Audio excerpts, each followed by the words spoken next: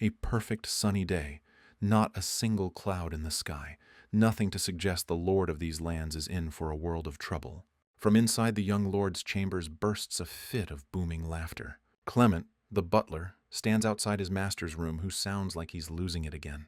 Mustering his courage, the old man finally knocks. Right through the door, the butler reminds his lord that the ceremony is about to start. The kid knows all about the ceremony, but right now he's too busy admiring himself in the mirror. He recites all his titles under his breath, savoring his success, because today he becomes the youngest lord of these lands. On this day, a guy named Si Wei decides to make a good impression on his people. Not long after, utter chaos reigns and a rebellion erupts thanks to the ruler's actions. He committed countless atrocities, even defiling the body of a saint. The mob's out for blood, demanding the young lord pay for all the crap they've been through. Si Wei, the young lord of Falcon Lands, was strung up on the walls of his own manor. One of the rebels, speaking for the people, remembers how a saint took her own life because of the shame he brought on her. To finally bring justice to this bloodbath, the guy raises his blade high. He strikes with lightning speed, aiming his sword right at the lord's privates. Mocking the lifeless body of the aristocrat, the hero remarks that he won't be needing that anymore. Suddenly, the world twisted and filled with this crazy static like a blown-out TV signal. The sword in his hand seemed to vanish, and the static even covered the knight's hands. The scene shifts to reality, where skyscrapers cast dark shadows over the street. A dude in the game has no clue his virtual reality is totally glitched out. The shock surges through him, and the kid screams in pain. The system was plugged into the wall and the outlet just sparked out. The power surge fries everything, and the pod fills with dark smoke. After a massive jolt and inhaling all that smoke, the dude pretty much blacks out. The gamer's mind drifts off somewhere far away like a final trip. The guy watches swirling multicolored energy inside this black hole thing. Next thing you know, a king's thanking the heavens for a new son, naming him Shi Wei. A heavy, disappointed sigh escapes the young lord's lips. The dude thinks it's messed up that he beat an evil noble in a game, and now he is that guy. He doesn't want to screw up like the original, and swears he'll become a good lord and not get taken down by rebels. A welcome screen pops up for the game's brand new character. The dude waves the message away. The system's trying to give him villainous quests. A voice warns the young master that if he keeps messing with the plot, he's gonna die. Wei's like, what the hell is any of this? And why do I have to die? According to the system, he can't change the game's ending without its help. He can't alter his destiny, but he can level up and change the future through the system. Getting Wei's okay, the system celebrates and starts activating. While that's happening, the guy gets lost imagining himself as the villain. But after picturing some pretty sweet scenarios, Wei manages to cut a deal with himself. The system then rattles off all his possible futures, and in every single one, he bites it. After a while of arguing like crazy with nobody, the young master decides to head to the ceremony. The kid and his personal guards ride horses past the cheering crowd. The people whisper amongst themselves, checking out the new lord's appearance. Kids are standing in the crowd of peasants, and one of them calls the knights tin cans. The young ladies, on the other hand, are totally lost in fantasies about the cute young lord. The little dude notices the young lord looks bummed out and obviously isn't too thrilled about his new job. The ceremony wraps up with the traditional announcement of Si Wei as the new ruler. It was a long day, and the young master collapses onto the bed in his chambers. But the system won't let him chill, and without warning it blasts Si Wei out of bed with another alert. The kid's annoyed at how it pops up and disappears without warning, and demands it stop doing that. So the system throws him these first 3 missions, and they're basically just petty crap. We can get a reward for snatching a kid's lollipop, stomping on flower beds, and hanging some dude up for a beating. The kid agrees, but tells the system to stop popping up out of nowhere, because other people could see it and freak out. But she says the interface is only visible to him, and he can just talk to her in his head. Wei gets a little embarrassed, realizing how stupid he looked yelling at thin air in his room. At the palace entrance, the old butler's sitting on the steps, polishing a sword. The young master orders him to gather some guys to patrol the territory he's in charge of. They hop on their horses, and Si Wei and his knights ride off toward the city. Clement's a little freaked out by the weird look on his lord's face and that evil laugh. The guy finds the kid and tries to talk him out of his lollipop, but the kid's not giving it up to some lord. When he doesn't get what he wants, the dude tries to snatch the candy from the kid, and the kid starts bawling. The kid yells for help, but Wei offers him a deal, promising him 2 lollipops for the one he's holding. The game system notices his attempts to complete the task by cheating and warns him that he can't do that. Not finding another way, Wei just straight up takes the candy from the kid and moves on, totally bumming out his nights. The guy licks the lollipop and gets pissed at the game for making him do such stupid quests and mess with a kid. The farmer's finally done weeding the field, and now he's happily looking at the future fruits of his labor. Suddenly, he's horrified to see the young lord and his knights mercilessly trampling his wheat crops. One of the guards decides to ask Clement why the young master is acting like this, but he's just as shocked. After trampling the field, Wei throws gold coins on the ground and then casually walks away. He's stoked that he managed to outsmart the system after all, since the farmer's happy because he got paid for the damage. This dude's racking his brain on how to finish this last mission because he ain't about to go around beating up innocent people. But the answer just lands in his lap when the lord and his crew roll up in the marketplace. Merchants and traders from all over the kingdom bring their stuff here. And that's where Wei runs into a slave trader who's all smiles trying to sell off some elf girls. Whip crack. A loud crack of a whip shuts down the messed up auction and sets the slaves free. The butler happily announces to everyone that trading humans and demi-humans is now officially illegal around these parts. The freed elf girls are crying tears of joy, thanking their new generous lord. All the cheering catches the attention of a girl with animal ears, who just happened to be walking by. The guy's feeling good about himself because he not only freed the slaves, but he also finished the mission without laying a hand on anyone innocent. Having knocked out all the quests, the young man finally heads back to his chambers. He peels off the travel clothes he's been wearing practically all day. Throwing off his cloak and pouring himself a glass of wine, Wei calls up the game system to claim his reward. A circular blue panel pops up in front of him, spinning a roulette wheel with random prizes for its master. The guy calmly sips his red wine and patiently waits for his winnings. Gradually, the roulette wheel's arrow slows down and finally stops. The winning prize turns out to be unique armor for the hero, who's stoked about the reward. Wei tries on the armor and immediately gets ready to test it out. The young man heads out to the training grounds and finds his butler there, practicing with a sword. Wei cheerfully greets his subject and invites him to train together. The man looks at the incredibly crafted armor on his master's body with admiration. The butler considers it an honor to train alongside the lord. Wei bows in response and signals that he's ready to fight. The fight begins. The man dashes forward with lightning speed and lunges at his opponent. But the kid manages to react, activating his armor just in time. The opponents start fencing with incredible speed. All you can see are the bright flashes of their sword blades. The young master manages to push the butler back, but at the cost of his own balance. The man stops and gets a firm footing, ready to resume his assault. He praises his lord, whose strength has truly increased significantly. Wei smiles and invites his subordinate to attack again. Wasting no time, the man closes the distance with a burst and delivers a swift blow to the lord's weapon. Clement's striking with lightning speed, but the other guy's dodging everything. Wei's trying to keep him at bay, bouncing back again to widen the gap between them. After a while, once the training's done, the lord and his butler chill out for some tea. Clement points out that the armor really boosts the lord's fighting spirit, like his defense just went through the roof. The guy gets flustered and says it's all thanks to his loyal butler, who taught him practically everything. A group of elf chicks are cheering, chanting the name of the most awesome and handsome lord. Wei himself is asking the knights to attack him, to really show off how badass his new armor is. He's laughing his ass off because no one there can even scratch his plate. But all of this turns out to be nothing more than a dream the young lord's having in bed. Meanwhile, the dude whose VR pod's busted is still lying there in the same position. His eyes crack open a bit, and he's staring at the monitor where Wei's sleeping in his chambers. The young lord snaps awake, eyes wide, and gets this feeling that something's off. Wei's a little freaked out because it feels like someone's watching him. But the dude pretty quickly decides he's just imagining things. A sudden system alert popping up scares the crap out of him again, telling him the hero's almost here. Wei chills out and realizes the plot's finally moving forward and Chen Guang will be in town soon. The next day, the Lord fires up the system to dig up some intel. He finds out that a low-level nature deity once decided to throw hands with a fire dragon, a mid-level god. The girl fought like hell to take down her opponent and win this brutal fight. But the dragon was just way too powerful, and he shattered her barrier and grabbed her tiny body. He engulfed the girl's body in magic flames, mocking her courage. And even though she vowed to return, the dragon saw no point, since the human race she protected would also be wiped out. The girl's final scream echoed across dimensions, raining down from the sky as special spirit crystals. These crystals are all that's left of the goddess, so as long as they exist, there's still hope for the half-human's survival. A woman cloaked in black hands one of these crystals to a young man.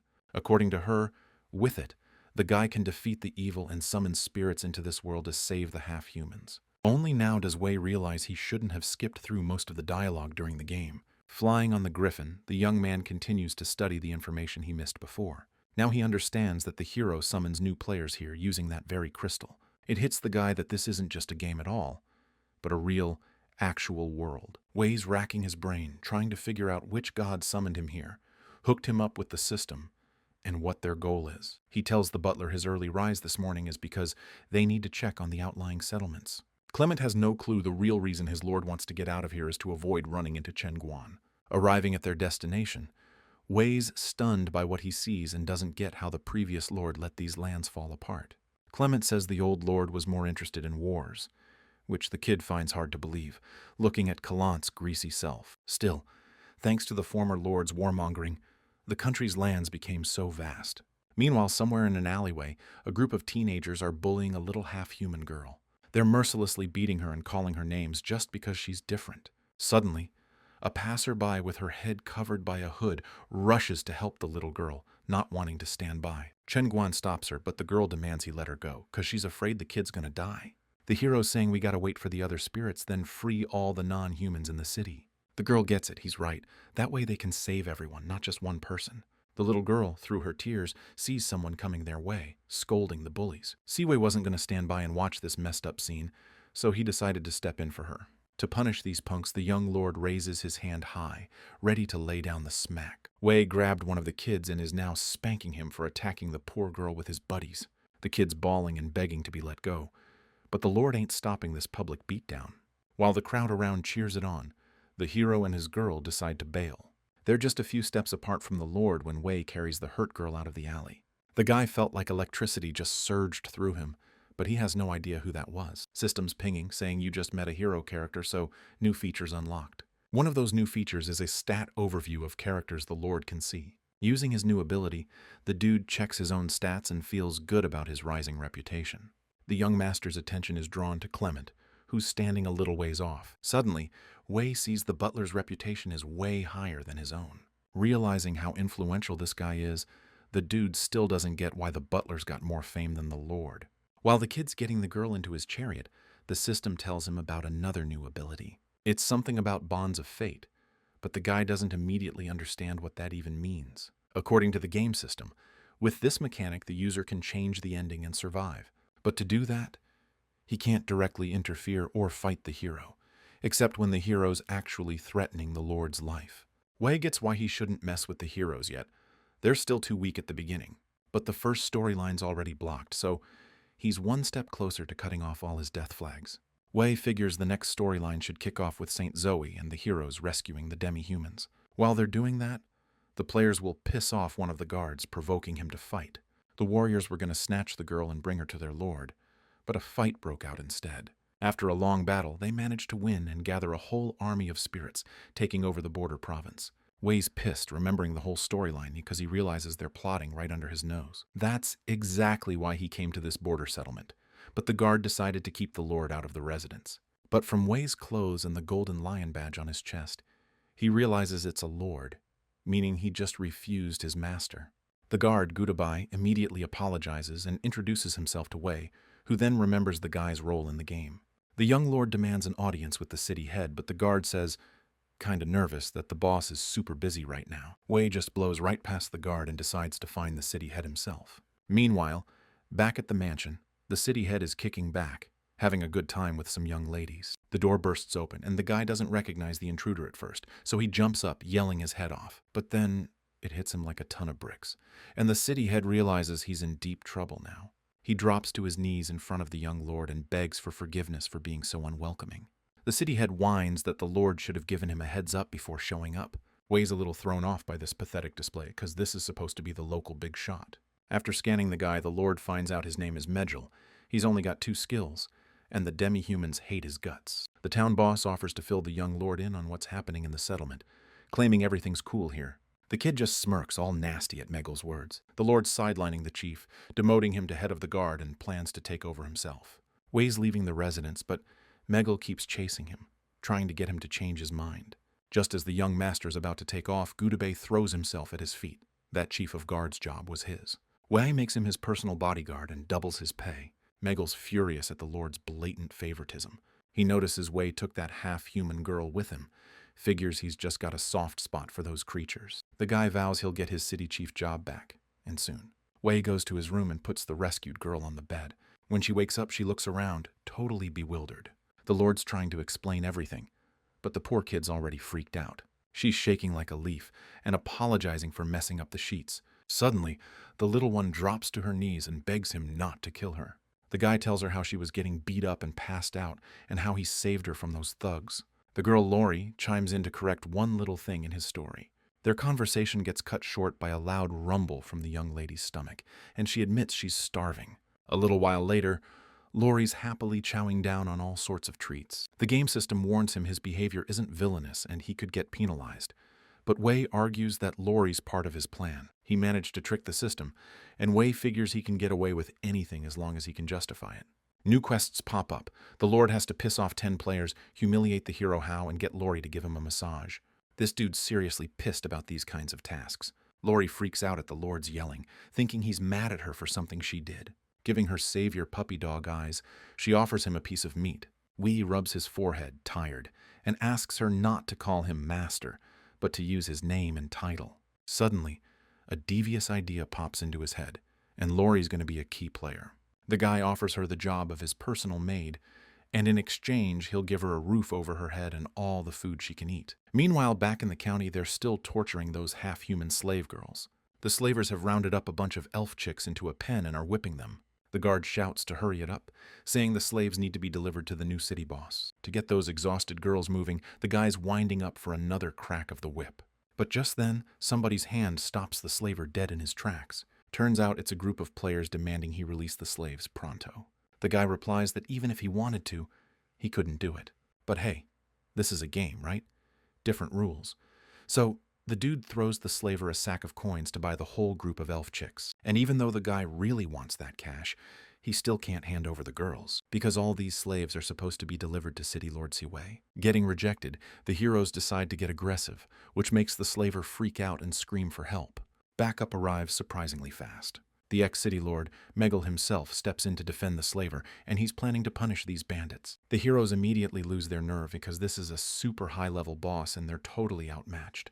But just in the nick of time, Hao shows up, blasting our guys with power-up magic, shielding them and boosting their strength. Now they've got a shot at taking down Majil. And these heroes are locked and loaded for the win. The guy eats a critical hit as a bunch of magic attacks slam into him. Our hero shoots up into the air, ready to bring the hammer down with a devastating finishing move on his enemy. One more second, and this level's boss is totally wiped out. After the fight, everyone's stoked and thanking the hero for helping them beat Majil, who, for some reason, turned out to be a guardian.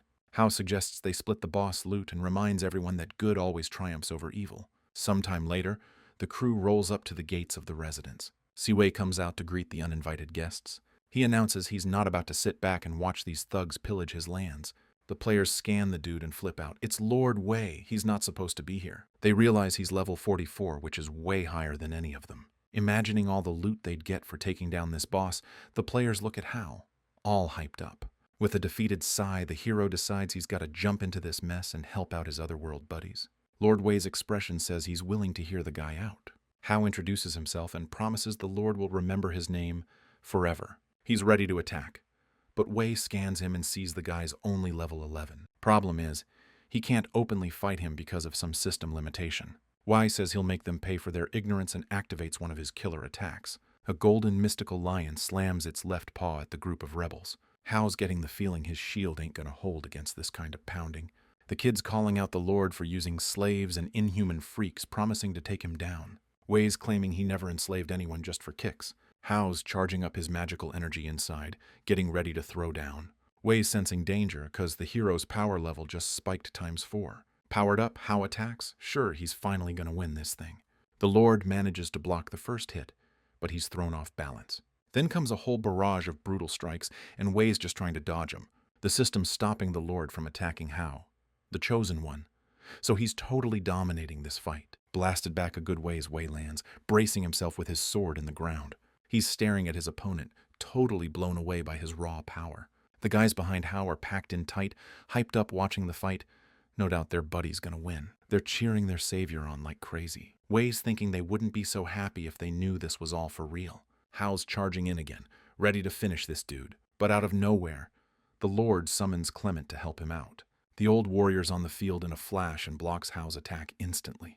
The guy's clueless. Who's this old-timer and where'd he come from? This was a fair fight. The players scan the character and see he's level 49, higher than the Lord and Hao. The group's not so sure about their hero winning anymore.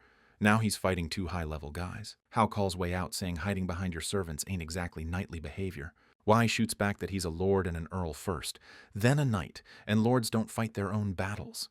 Getting the order from his boss, Clement throws himself into the attack with a vengeance. Hao barely manages to block the old butler's flurry of strikes. A surprise punch to the gut knocks the wind right out of the guy. Hao goes flying, hitting the ground hard, too weak to hold him off anymore. Wei pins the kid down, his foot on Hao's chest, cutting off his air. Even though our hero's ready to meet his maker, the Lord ain't planning on killing him. Wei winds up and delivers a solid blow right across the dude's face. The group of players are stunned, watching their respected hero get humiliated with a bunch of slaps. The Lord smirks, dusting his hands off, proud he took down his opponent. Wei says he's in a good mood today, so he's letting the guy live, but Hao can't even react to what he's saying. After that, the young lord and his loyal butler just calmly walk away from the battlefield. The players watch them go, all kinds of messed up about what just happened, since their hero wasn't all that. A while later, the young lord is already flying back in his chariot. Lori's never traveled through the air, and she definitely hasn't left the city since her dad died. Wei doesn't answer the girl, but silently shares her pain. He decides to give the kid a pat, just to comfort her. The guy tells Lori she's got nothing to be afraid of, not while she's with him. Wei's blown away by how soft the kid's fur is. Clement finally announces that they've arrived at their destination. Lori's jaw drops at the fancy mansion, thinking it's 100 times better than Maggle's boss's shack. The Lord tells the girl that the head maid, Chris, will teach her everything in the next few days. Just then, the maid appears before them and grabs the master in a bear hug. Holding him tight to her chest, Chris says she missed her master a ton and that he's grown so much. Wei introduces Lori to the woman and says that she'll be his personal maid from now on, so she needs to be trained. Chris studies Lori with interest, listening to the story about her miraculous rescue from those punks. Crouching down in front of the girl, the head maid strokes her and promises to teach her everything she needs to know. Meanwhile, different stuff's going down in the border town of Chengguan. Hao slams his fist on the table, trying to unleash all his anger and resentment. This dude's seeing red because his foresight ability has never failed him before. But Wei screwed up the whole plotline, messing with the natural course of events, making Hao look like a total joke. Tears of rage and humiliation are pouring out of the guy's eyes, and he's swearing he'll take down that lord. His shapeless words drift over and finally reach the young lord's manor. Wei's eating lunch when a sudden, intense shiver runs right through him. A weird chill just blew through, and it's suddenly giving the kid the creeps. One of the guards interrupts his master's meal to report that none of the priests will agree to heal the demi-human. The lord's clenching the silverware in his hands, rage building. The master's pissed about his subordinates' disobedience and the Pope's court's audacity. He's ordering Clement to gather the cavalry and surround the church as soon as possible. Little Lori walks into the dining room, dressed up in a maid outfit. That outfit looks great on her, making her seem super cute to the guy. Wei asks Chris to look after Lori while he's gone, and she promises he'll have a dutiful maid by evening. The Lord holds out an ampule with red liquid to the little girl. He tosses it to Lori and tells her to drink the contents a little later. The girl looks at the ampule in her palm with surprise. Leaning down to her, Chris whispers to Lori that she seems to have caught the Lord's eye. She explains that the ampule contains life-giving water, made at the elves' palace, and it's incredibly valuable. This liquid has healing properties, extends life, and heals wounds. The young master and his butler arrive at the church square. The guy instantly picks up all the intel he needs on Bishop Maltone. Suddenly, something streaks past like a shadow crazy fast. It knocks an ornament right off the young master's coat. It clatters against the cobblestones with a distinct ring and falls to the ground. The guy tries to figure out what just happened, scanning the crowd. Then he spots a hooded figure lurking behind the bishop. Wei uses his skill again, already looking forward to a good fight, because Templar knights are seriously powerful. The Lord accuses the bishop of disobeying his orders, and according to Cologne Empire law, that means execution. The clergyman's face shows not a shred of remorse. He's practically gloating. Wei's pissed and says the church ain't needed no more. This dude charges forward, orders everyone killed, and leaves the guy in the black robe to the butler. The bishop tries to shield himself from the hero's fiery attack with a magic barrier. Some creep who was hiding behind the bishop jumps out of the shadows, ready to strike. Black robes impressed by old man Clement's strength and speed. In his usual polite way, the butler invites the masked assassin to be his opponent. The bishop's magic barrier can't handle the hero's attack and shatters into pieces. Malton goes flying and slams hard against the temple wall. He shouts he'll never forgive the Lord for daring to insult a holy man. Siwei asks why the God the bishop believes in so much didn't help him out. Malton's saying that God's gonna punish the punk who pointed his sword at him. The priest starts praying, but the Lord just runs him through with his blade. Poof! Malton's gone without a trace, and now there's these red energy streams in the air. The young master's getting slammed with this crushing feeling, and he's fighting to shake it off. The energy streams in the air are merging together, taking the shape of a red dragon. Turns out Malton was setting up a summoning spell as he died. The magic blasts through Siwei, making him cough up blood and freezing him in place. He snaps his attention to Clement, who's in the middle of the fight, trying to call for help. The butler gets distracted by the young master and eats a hit, which is just what his opponent wanted.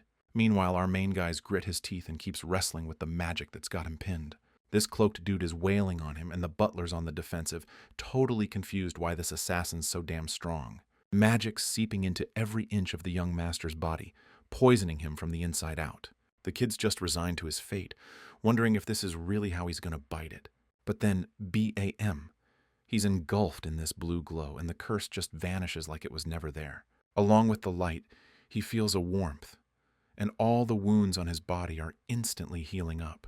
The main character figures it's some kind of divine miracle and cracks a smile. Clement's trying to find any weakness in the assassin, but he's coming up empty. Meanwhile, the cloaked figure seems to know every move the butler's gonna make and isn't missing a single chance to strike. The assassin just taunts him, telling the butler to accept his own death already. Another hit breaks through Clement's defenses, and it looks like this could be the end for him. The blow nearly lands, forcing the dark mage to jump back. The enemy blocks the Lord's sword, knocking his weapon away. The dark assassin hits the ground, rocked by that blast of light. Wei goes to his loyal butler to back him up in this tough fight. In the kid's opinion, this guy's not someone you want to underestimate. He's way more than he seems. Dark energy pierces their opponent's body. His eyes change fast, and thick fur bursts out all over him. Wei and Clement watch in shock as magic flows down the assassin's body in dark streams. Fully transformed into a wolf, the guy gets ready to attack. Clement explains to his lord that their enemy is a werewolf, which means he's now 10 times stronger. Wei quickly scans the werewolf's body, looking for his strengths and weaknesses. Turns out this madness is only temporary, so if we can hold him off, we can win. The Lord explains this to his loyal servant, bracing himself for a long fight with the beast. The werewolf strikes first, but misses as Wei manages to react just in time. Pushing off in midair, the kid goes on the offensive, covering his body in magic energy. The young man attacks the beast, but it blocks him. The werewolf's hands effortlessly stop the Lord's attack. Turns out Wei's attack was just a distraction so Clement could strike from behind. The werewolf calls upon his animal fury, falling into true battle frenzy. The wolf twists in the air and hits the young lord so hard he goes flying.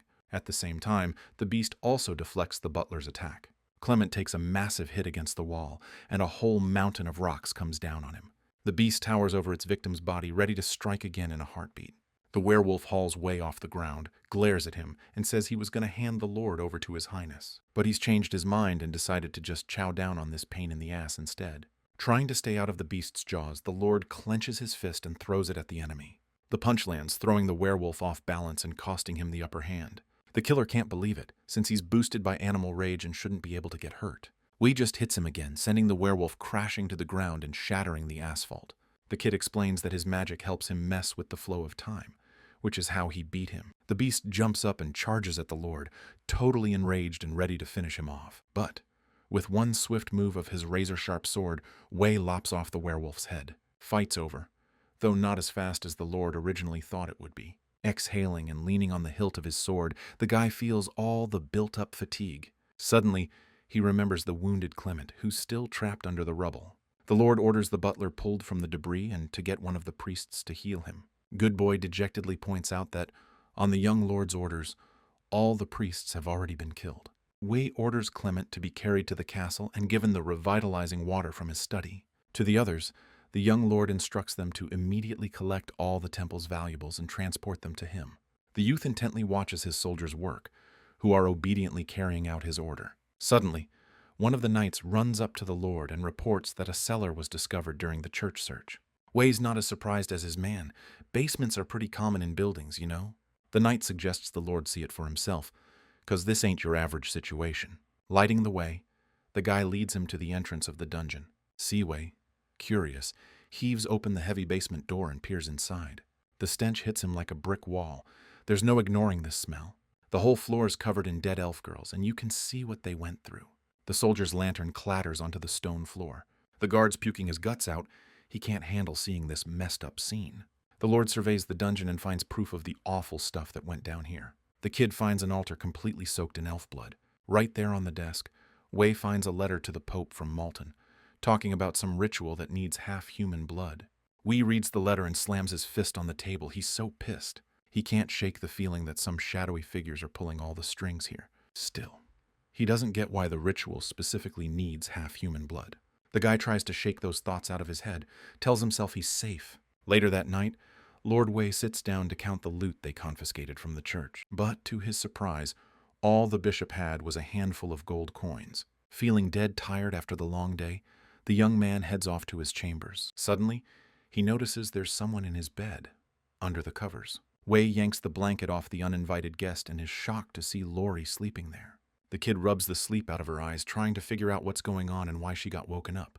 Wei says he's totally beat today, so he asks Lori for a shoulder rub. Suddenly, he notices she's stashed some stuff in her tail and starts shaking it all out. Wei tells her she doesn't need to hide things like a squirrel anymore. She can use her maid's big ribbon for that. Lori's genuinely thankful to her master and jumps into his arms for a hug. She remembers everything Miss Chris taught her and offers to help him relax and let her take care of him. Wei finds out Lori's actually of age now, because she's 18 in human years. But the system warns Siwei that he shouldn't touch her yet, since she's still too weak. He feels ashamed of his impulse, and Lori regrets listening to Chris, who told her to hug her master. The Lord had a sleepless night, and in the morning, he hits up the system to claim his reward. The interface says I've completed all my daily quests, and I'm getting 10 Tauren warriors as a reward.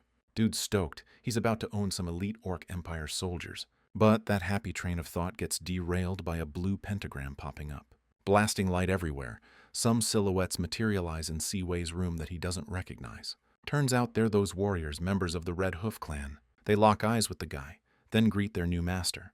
Siwei scans them and finds out the leader's called Bane. He also realizes they're from another world, not the Cologne Empire.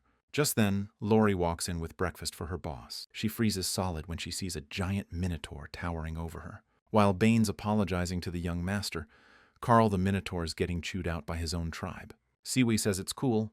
Nobody in the castle knows about them yet, so they'll freak out until they get used to it. He tucks Laura into bed and tells the warriors to get familiar with the castle grounds and the people in it. The Lord promises to reward the Minotaurs well for guarding his estate, and they start roaring with excitement. The noise wakes Lori, and when she wakes up, she's scared and begs the master to leave her to the monsters and run. The guy hugs the girl and says with a laugh that he's the only monster here and he'd like to eat her. Lori snuggles close to her master and blushes with embarrassment.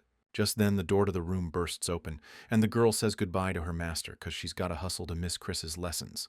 The guard swears he saw nothing and says he left an urgent letter for the Lord on the floor. Siwei sends the warrior to wash all the socks that have piled up during the knight's month of service at the castle. After that, he picks up the letter that was dropped on the floor. Unfolding the envelope, Siwei finds a parchment from Tai Lan Bo begging for help.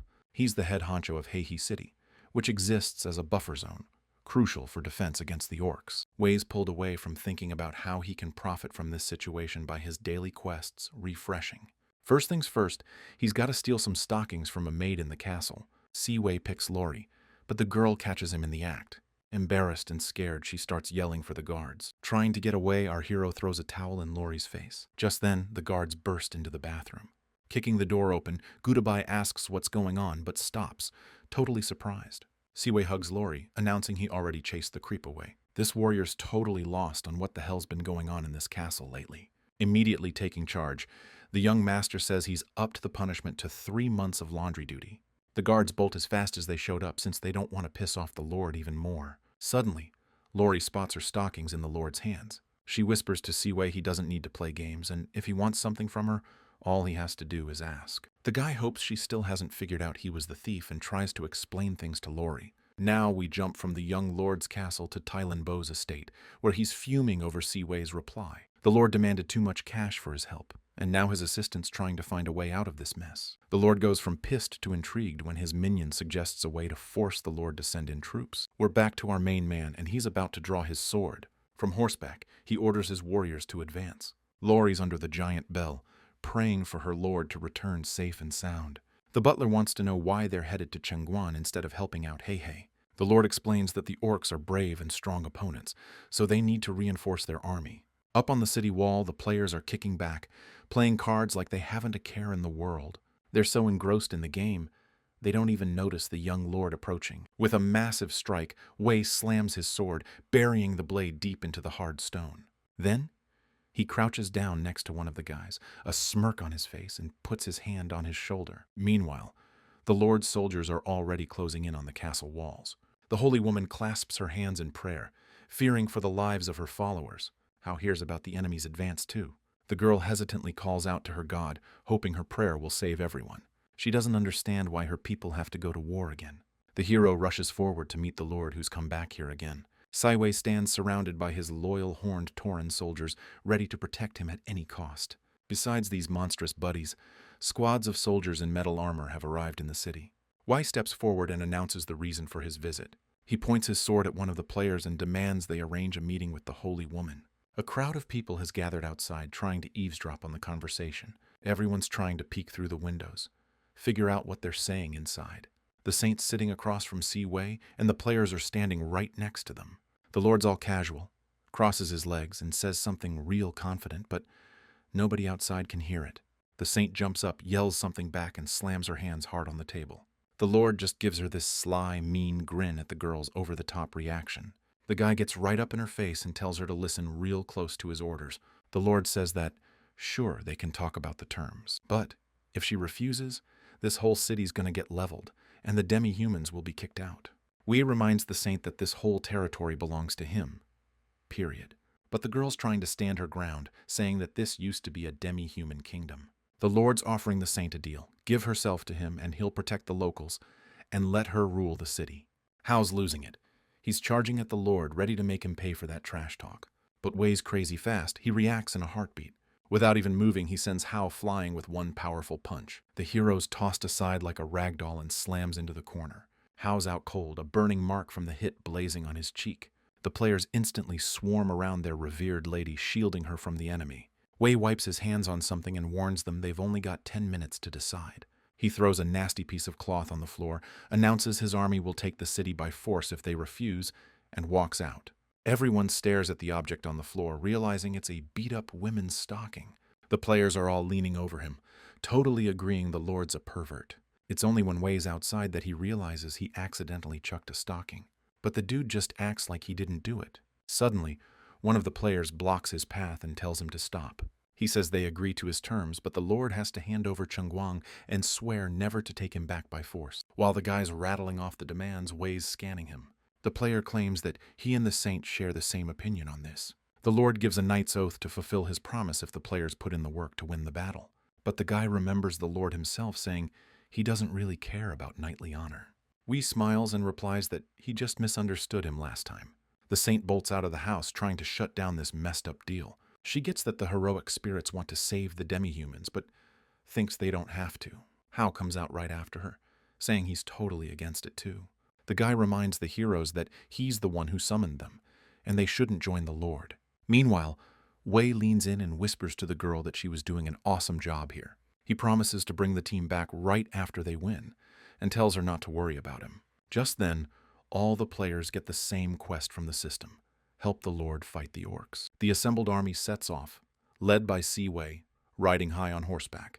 After some time, they're finally closing in on the Heihe fortress. The baron and his people cheer a welcome to their saviors.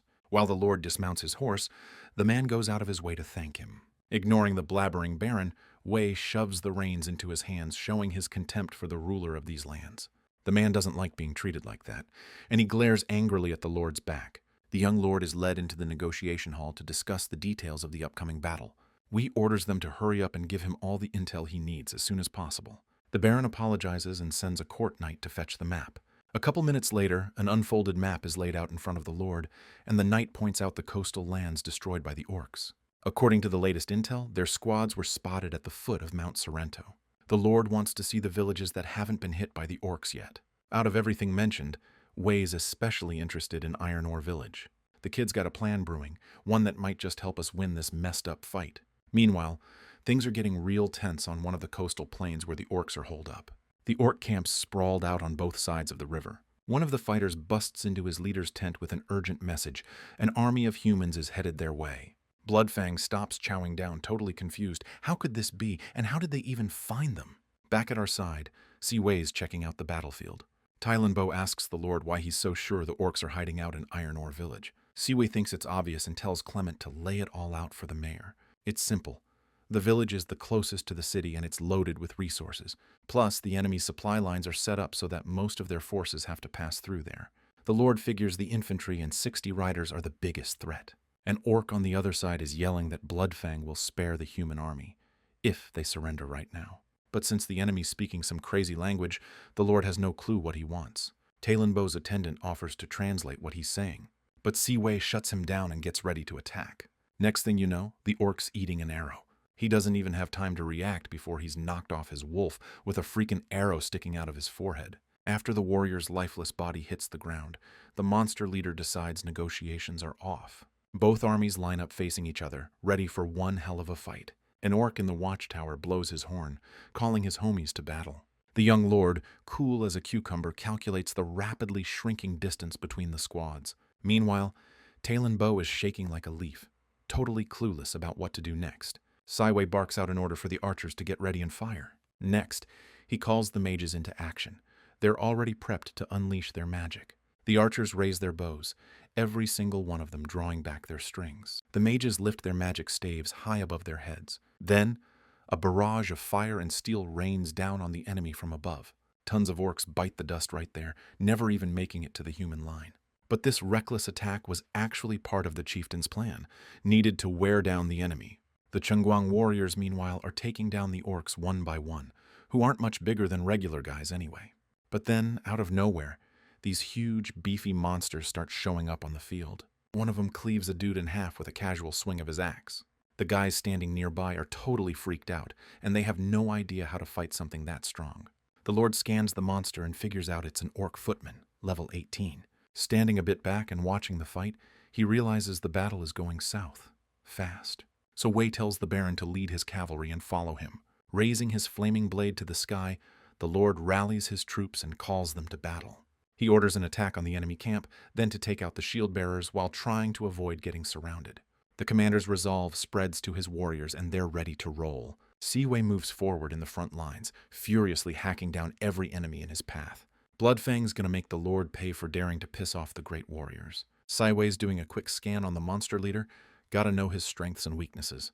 The two leaders' weapons clash. Sparks are flying everywhere. Whoa! The Lord manages to knock his enemy down and disarm him. The young lord's mocking the orc leader's weakness. Bloodfang admits he's strong, but says the Lord ain't seen the whole battlefield. With a clawed hand, the chieftain pulls a magic artifact from his chest. Siwei suddenly realizes the monster's planning to wipe them all out. The hero tries to stop the orc from using the artifact, but no luck. Using the artifact, the monster transforms into a colossal beast. The human army freezes in terror at the sight of the multi-faced bee-man appearing before them. One by one, the monster snatches up soldiers with its massive clawed hands and bites their heads off. Knowing even iron armor won't save them from Beeman's teeth, the knights beg the merciful gods for salvation. But no amount of praying can save them from these gruesome monsters. One of the knights yells at the Lord to get off the battlefield now. Wei's lost his will to win and knows he's got to get out of here. Cutting a path through the fight for his men, Siwei orders them to retreat. He plans to hang back and buy them some time. The players keep fighting, hoping the Lord doesn't fall in battle since they're supposed to fight him in the final round. The Minotaurs burst into the fight, a raging torrent of unstoppable force. They're swarming Beeman. He wasn't expecting that flank attack at all. But this beast ain't going down easy. He's fighting back with everything he's got.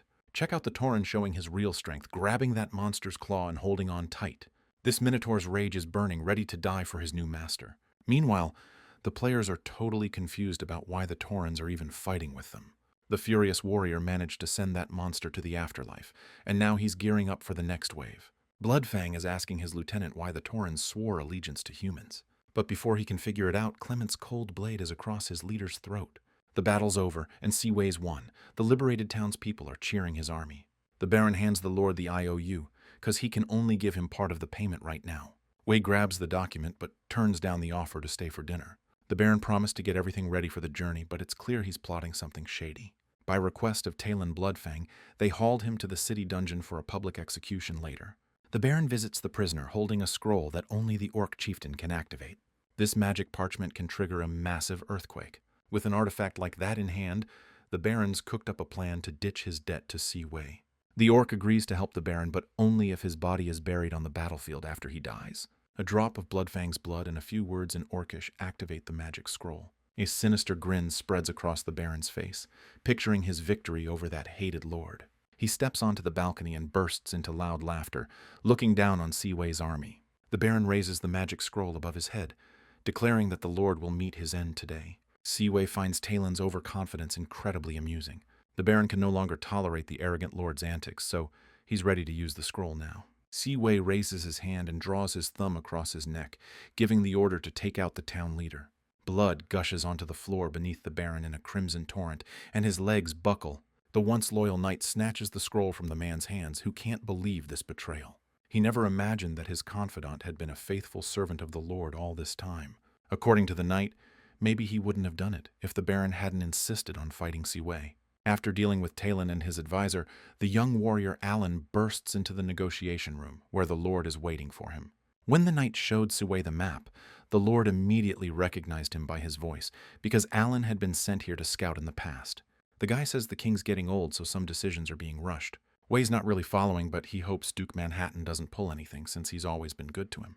The Lord decides to tell the kid what they found in the church basement. Alan thinks he needs to haul ass and report everything to the king ASAP. The guy's going to present the orc chieftain's head to the king as Wei's offering, and then Hai-He will go to the lord as a reward. Later, Clement takes his lord to Tylenbow's treasury, and it's stacked with gold. Time to head back after this long-ass campaign. The wagons are loaded with treasure from the Baron's castle, payment for helping him out. Siwei's got a smug look, waiting for his game system rewards for completing those quests. The panel spins the roulette wheel real quick and rewards the hero with the gift of wild breath. Power's surging through him, but this dude has no clue what it even is. The game system says pure-hearted beings can unlock this power based on their individual skills. This kid thinks his soul is pure enough, but the system ain't buying it, so Wei can only pass on the breath of the wild to other beings, like the Lord's horse, for example. The animal's giving its owner this totally devoted look. The guy's starting to think about this power he got and how he can use it. Basically, he can give living things a chance to evolve, but only if they're close by and got the potential. The Lord makes a triumphant return to Chengguang City's residence, ready to keep his promise. The young man sits down at the negotiation table with Zoe, the demi-human goddess, who's switched up her usual outfit a bit. The girl slides him the contract, handing over the rights to rule the city. Wei picks up the agreement, ready to check out the fine print. A weird vibe washes over the Lord in that instant. It looked like the parchment had been blessed by the goddess of order. Wei's blown away that the players managed to summon such a powerful being. Meanwhile, Zoe's picking up this insane aura radiating from the Lord, and it's freaking her out. She can't help herself and climbs across the table towards Siwei. Zoe throws herself into his arms with this burning desire to kiss him. But it was all just a hallucination, a fantasy playing out in her messed up head. Still, she can't figure out why she's having such messed up thoughts. Hey, someone gets her back on track, reminds her about the contract. Basically, the deal says she gets to run the city indefinitely. The main dude assures the goddess and her crew that there's no funny business in the contract. Zoe signs it, kinda hesitant, hoping the order goddess will fry anyone who tries to screw her over. Another burst of divine energy rips out of the page, confirming the deal is sealed. The young lord congratulates the inhuman goddess on becoming the new governor of Chengguang. Then he's like, so, about Chengguang's taxes. She's taken aback, like, wait, you're gonna tax my city? The young lord's all, Chengguang's under the Falcon's control now, so yeah, I totally have the right. The room buzzes with angry grumbles from everyone, 'cause no one wants to pay the Falcon's lord anything. The click of a heel cuts through the room's noise. Hao steps forward, calling the sleazy lord's actions low and immoral. The guy challenges the young master to a duel, saying if Hao wins, the city gets its independence. Siwei agrees, but only if the player doesn't use his abilities to boost his strength. The dude calls the lord a coward hiding behind his servants' backs. Just then, the daily quests refresh, and the first one is to beat Hao one-on-one. Siwei agrees to the duel because besides that quest, he also needs to make Zoe cry and force a kiss on her. The Lord wants to know what he gets if he wins, and Hao says he's willing to do anything within reason. Killing two birds with one stone, Siwei demands the demi-human goddess as his reward. That pisses Hao off, and he flat out refuses to agree to those terms. So Siwei's pitching another idea. He gets 5 minutes alone with the saint. But Hao's like, no way. Keep her away from him, period. Zoe puts a hand on his forearm, squeezes a little, trying to calm him down. You can see the goddess ain't thrilled about this deal either, but she says she trusts Hao.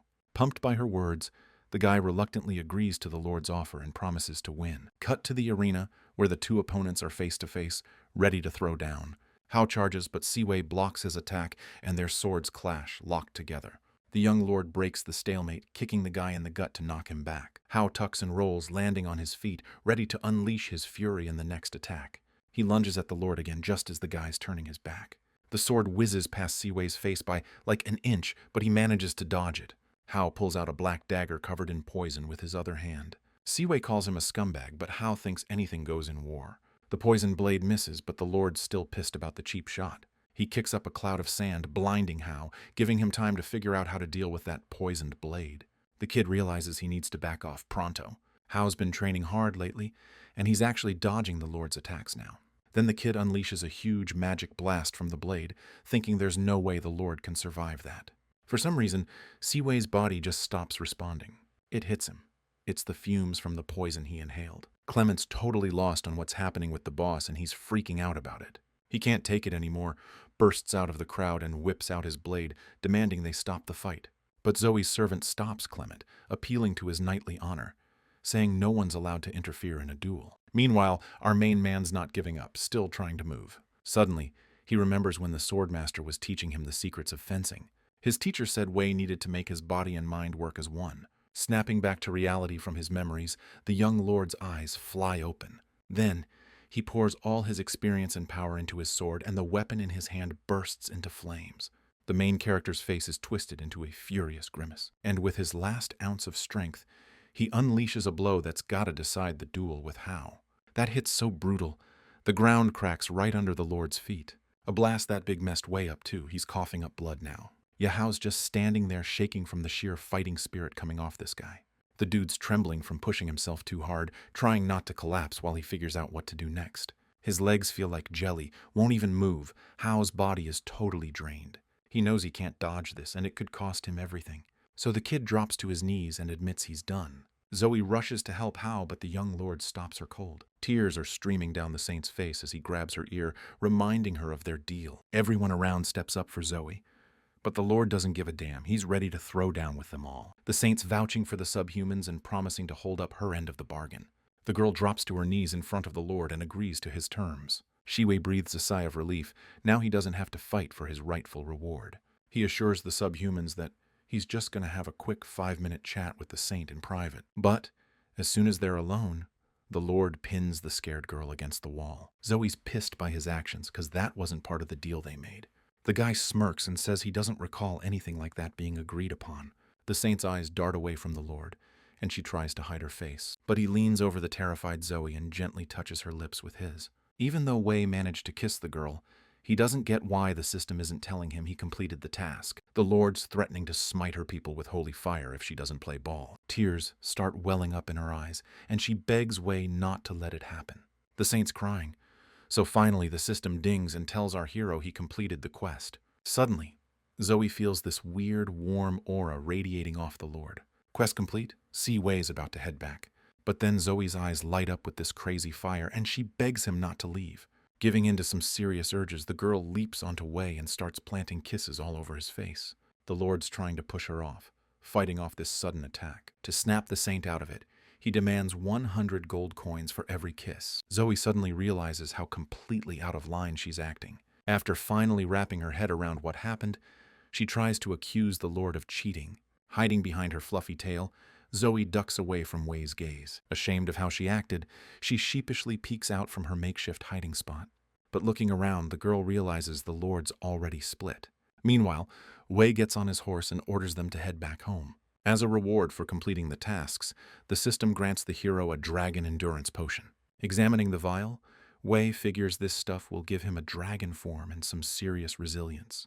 When the Lord pops the bottle open, the system tells him the potion's not transformative, it's restorative. But Wei ignores the notification and chugs the liquid down. As the dragon's power surges into its host's bloodstream, his pupils narrow and start to blaze. This dude's body is seizing up and arching like crazy from this weird potion. Wei feels this sudden lightness and calm like he's running naked through a field. The system's telling him he can now rack up villain points and use them like cash to buy stuff. Meanwhile, Hao busts into Zoe's room to make sure she's all right. She just stares back, all quiet, still embarrassed about how she acted. Hao's worried Wei did something messed up, but Zoe kicks him out, wanting to be alone. The guy overhears players around him talking smack about how he lost the duel. Hao's rage is boiling over, and he storms off towards his place. He goes inside and pulls some box out of a drawer. Hao cracks it open, muttering he didn't want it to come to this, but the Lord's making him do it. Inside, there's this creepy demon statue radiating dark magical energy. Meanwhile, Wei's checking out the villain shop, seeing what he can buy with his points. He spots a potion that extends life and boosts your level. The Lord decides to use the potion on his butler, upgrade his skills, and give him a longer life. 3 days later, Wei's army finally reaches the gates of his hometown. At the palace entrance, his loyal maids greet the young master. Turns out Laurie's been waiting for him here every day after class. Wei heads to his chambers, looking forward to some well-deserved rest. Stepping into his room, the young lord just wants to chill after the trek. But before the door can even close, Laurie bursts in and throws herself into her master's arms. Dude's blushing because she digs his scent and he hasn't even showered yet. Laurie's getting all nostalgic, remembering how warm her mom's hugs were when she was a kid. That's when Wei remembers his new aura, the one that messes with people who got a pure heart. The Lord's asking the maid if she knows anything about half-humans unlocking special powers. Girl's flashing back to her dad telling her that non-humans don't have any magic talent. But they can unlock a hidden blood power, but only if they vibe with their own inner self. Wei's all ears listening to Laurie's story and decides to try and level up her skills. The Lord's telling her to trust him because it's obvious she's got some hidden potential. He kneels down in front of the girl and reaches out his hand to her. Laurie can't say no to her master, who clearly wants to help her out big time. The girl trusts her master and falls right into his arms. Laurie's surrounded by this mysterious, wild energy, and it feels kind of nice in her head. Images of beautiful fields and meadows start to form in her mind, places where she feels totally safe. Judging by the feeling, Laurie's power is the ability to restore life force, and the Lord's stoked to finally have his own healer. Suddenly, the girl feels super sleepy, and when the master puts her on the bed, she grabs onto his pants leg, clinging tight.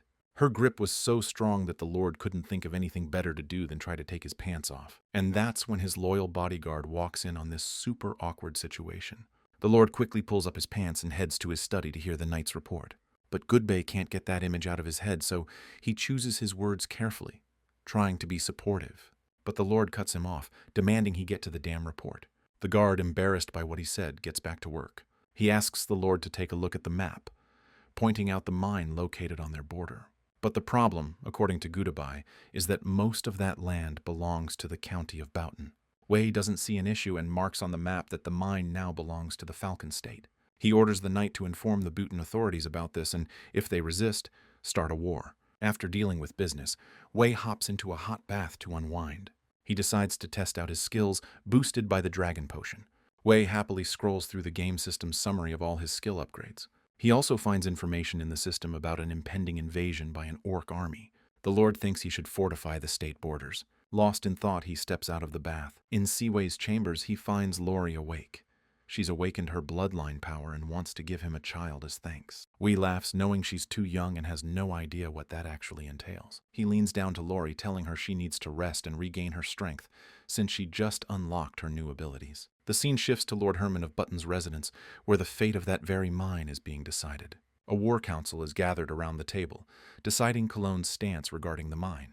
According to the Lord, he's already sent men to the mine, and they estimate the reserves at 8 million tons. However, he's absolutely furious that Wei wants to snatch these territories from them. The others examine a map where the Falcon Lord has marked out the new borders, but Herman is convinced the mine rightfully belongs to Button, and they can't just hand it over to invaders. This dude ain't gonna let Wei disrespect their country like that, especially after he straight up declared war. Every knight's backing him up on that. No question.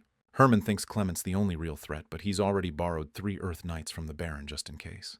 The guy walks up to his son Jet because he's really counting on him for this fight. The kid immediately shows everyone his battle power concentration, which is how you know he's an Earth Knight.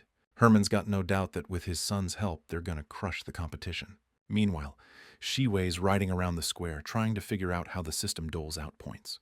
The Lord has no clue what the game wants from him, so he can't figure out how to game the system. Suddenly, he spots that chubby kid he knows up ahead. The kid's crying, begging the Lord not to rob him this time. Wee listens intently as the boy tells how his mom got beat up bad and he has to buy her medicine. The kid's dad died in the war, so they got benefits, but some real lowlifes came to their place to steal the cash. His mom wouldn't give it up. So this happened.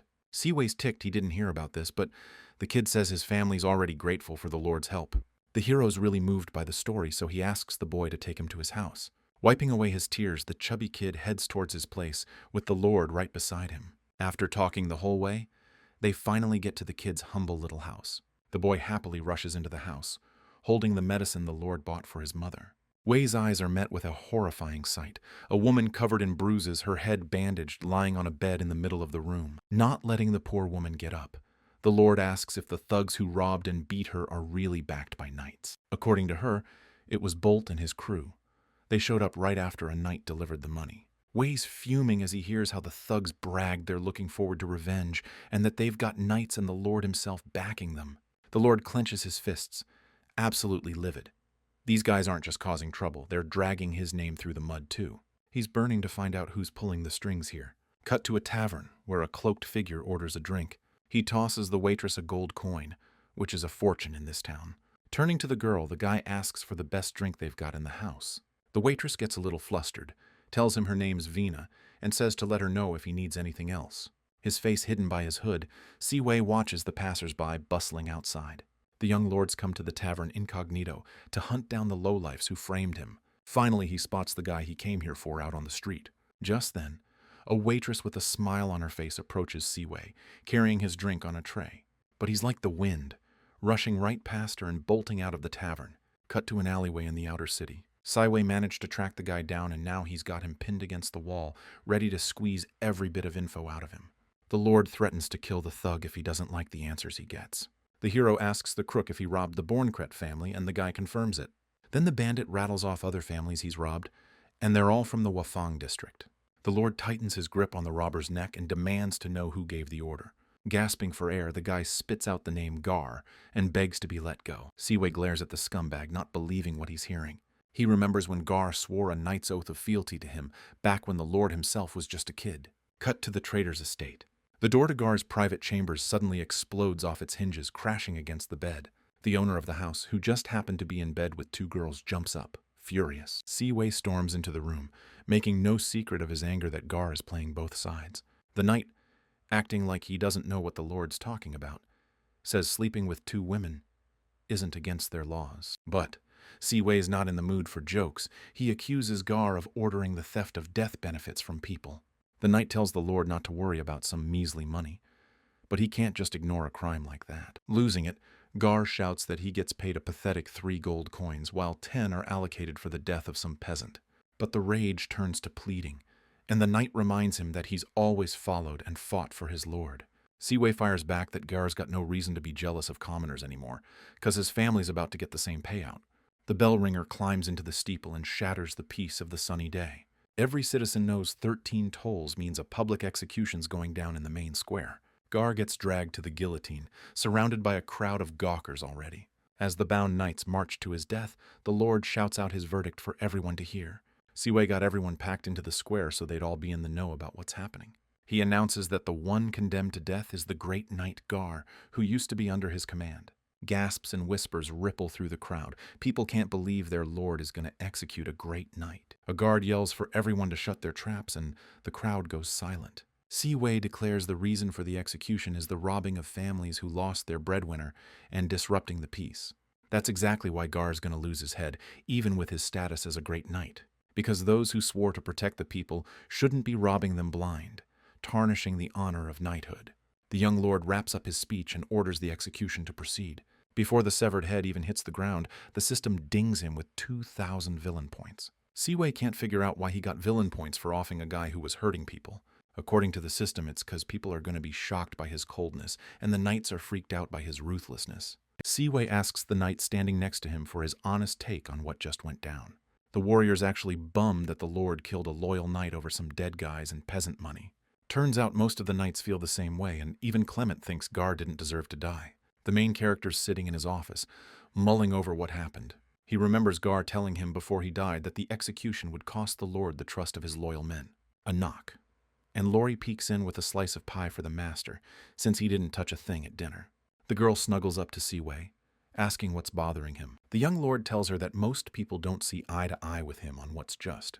To cheer Wei up, Lori repeats her father's words, that people aren't born heroes. They become them.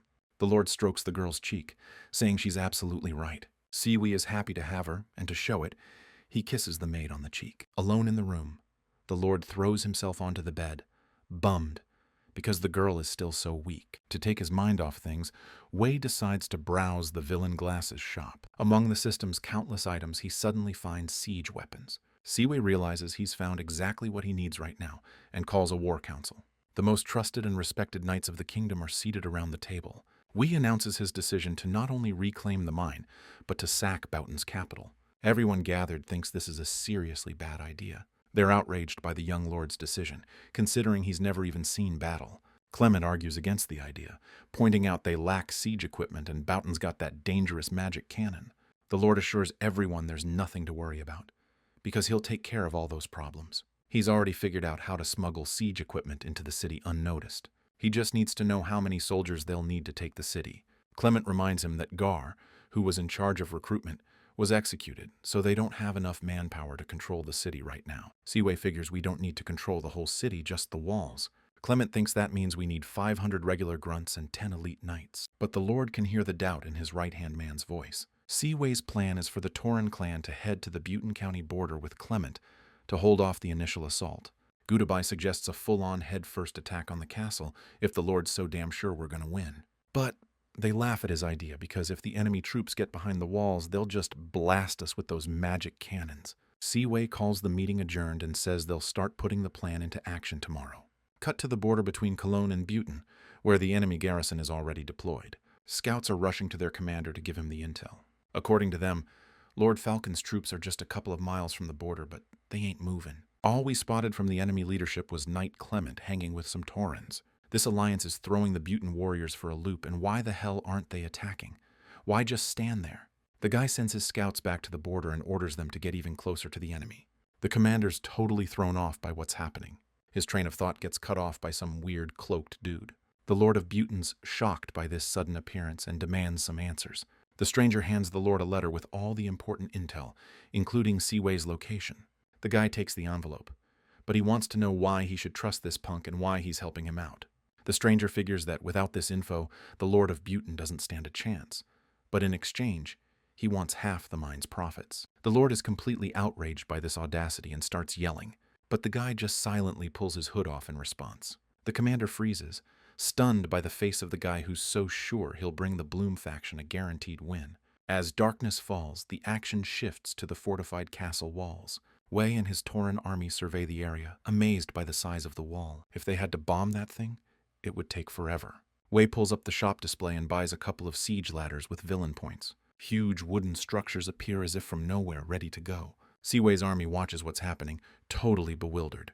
While the others are standing around dumbfounded, the Lord jumps up, using his magic powers. He's going to flank around, leaving Carl in charge of the troops and the siege equipment. Meanwhile, the wall guards are asleep on duty, totally clueless about the danger. Seaway's lightning attack wipes out the enemies before they even wake up. But a guard passing by at that moment witnesses the sudden assault. He draws his sword and screams at the top of his lungs that the enemy is attacking. Hearing the shout, the fighter on the magic cannon activates his weapon. But a huge savage Tauren suddenly appears behind him. The soldier is blasted out of the magic cannon and plummets from the tower. The Minotaur grins and takes control of the deadly weapon. The cannon charges up magical energy and fires. The Tauren's eyes gleam with furious fire as he takes aim at the enemy. First shot hits one of the fortress's reinforced walls dead on. This artillery barrage? Minotaur's totally digging it. Seaway cools his ally down and orders some knights to guard this side. Dude gets 3 new system quests: claim the mine, clear the fortress, and kill all the great knights. Meanwhile, things are so quiet at Clement's and the other Tor's positions that it's starting to freak him out. The old warrior suddenly realizes the enemy somehow found out about Wei's plan. Once he confirms all the enemy troops have vanished from their positions, Clement orders an immediate advance to the fortress to help the Lord. Meanwhile, Wei orders his people to grab anything valuable they can find and burn the rest. The Minotaurs happily rush to carry out the order. Finally, the Lord's squad bursts into the treasury, ready to snatch up all the loot. Seaway's practically glowing seeing all that loot. The Taurans are stoked and start scooping up the gold and jewels. But out of nowhere, a freaking cage made of metal bars drops on the whole crew. Just like that, Seaway and his loyal Taurans are trapped. One of the Minotaurs grabs the steel bars, trying to pry them apart. But even that monster with his insane strength can't bust out of this thing. The Minotaur's struggling is cut short by Lord Button's laughter, because this cage sucks up your power. You can't open it from the inside. Y shoots a look of pure disgust at the leader of his enemies. The Lord's loving this, and staring at the kid in the cage. He's already picturing his victory. He's betting Clement's still stuck at the border and might even make it here in time to see Seaway's cold, dead body. But the hero, still gripping those rods, suddenly smirks. He asks his opponent how they managed to find out about their plans. Lord Button laughs and says Seaway is too young and probably sucks at reading people. With confident steps, the man approaches the prisoners. He slides his sharp sword into the cage and tells Lord Falcon to trust no one in his next life. A purple flash of magical energy rips through the room. Aimed right at Lord Button, it knocks the sword clean out of his hand. Way's surprised his loyal aide showed up. He actually came to save him. Clement apologizes to his lord for being late. Lord Button, though, is sure the knights in this room are on his side and he'll win anyway. Clement's laying down the law, release Seaway or he'll tear this whole place down. But the Lord just laughs in his face at the tough talk. He's sure Clement's got no backup, so he immediately orders his best knights to grab the old man. Covered in battle magic, the warriors charge. Clement, never losing his cool, starts fighting back. Seaway's freaking out that he can't help his loyal warrior, only calling out where the attacks are coming from. But it's no use. Clement collapses onto the cold marble floor. The enemies got their blades pointed right at his throat. Lord Button says he'll let Clement live if he swears loyalty to Count Ampere. The old guy spits back that he's only loyal to his master. After getting rejected, the Lord orders the warrior to be killed. Meanwhile, we cut to the castle walls, where the sun's already rising over the battlefield. Soldiers on both sides are fighting like madmen, not holding anything back. Back to back, Seaway's knights are talking about how screwed they are. One of them thinks they should fall back and rethink their strategy while Clement saves the Lord. Just then, some pissed-off peasants from the nearby lands join the fight. They're asking the soldiers to go help Lord Seaway while they hold the line.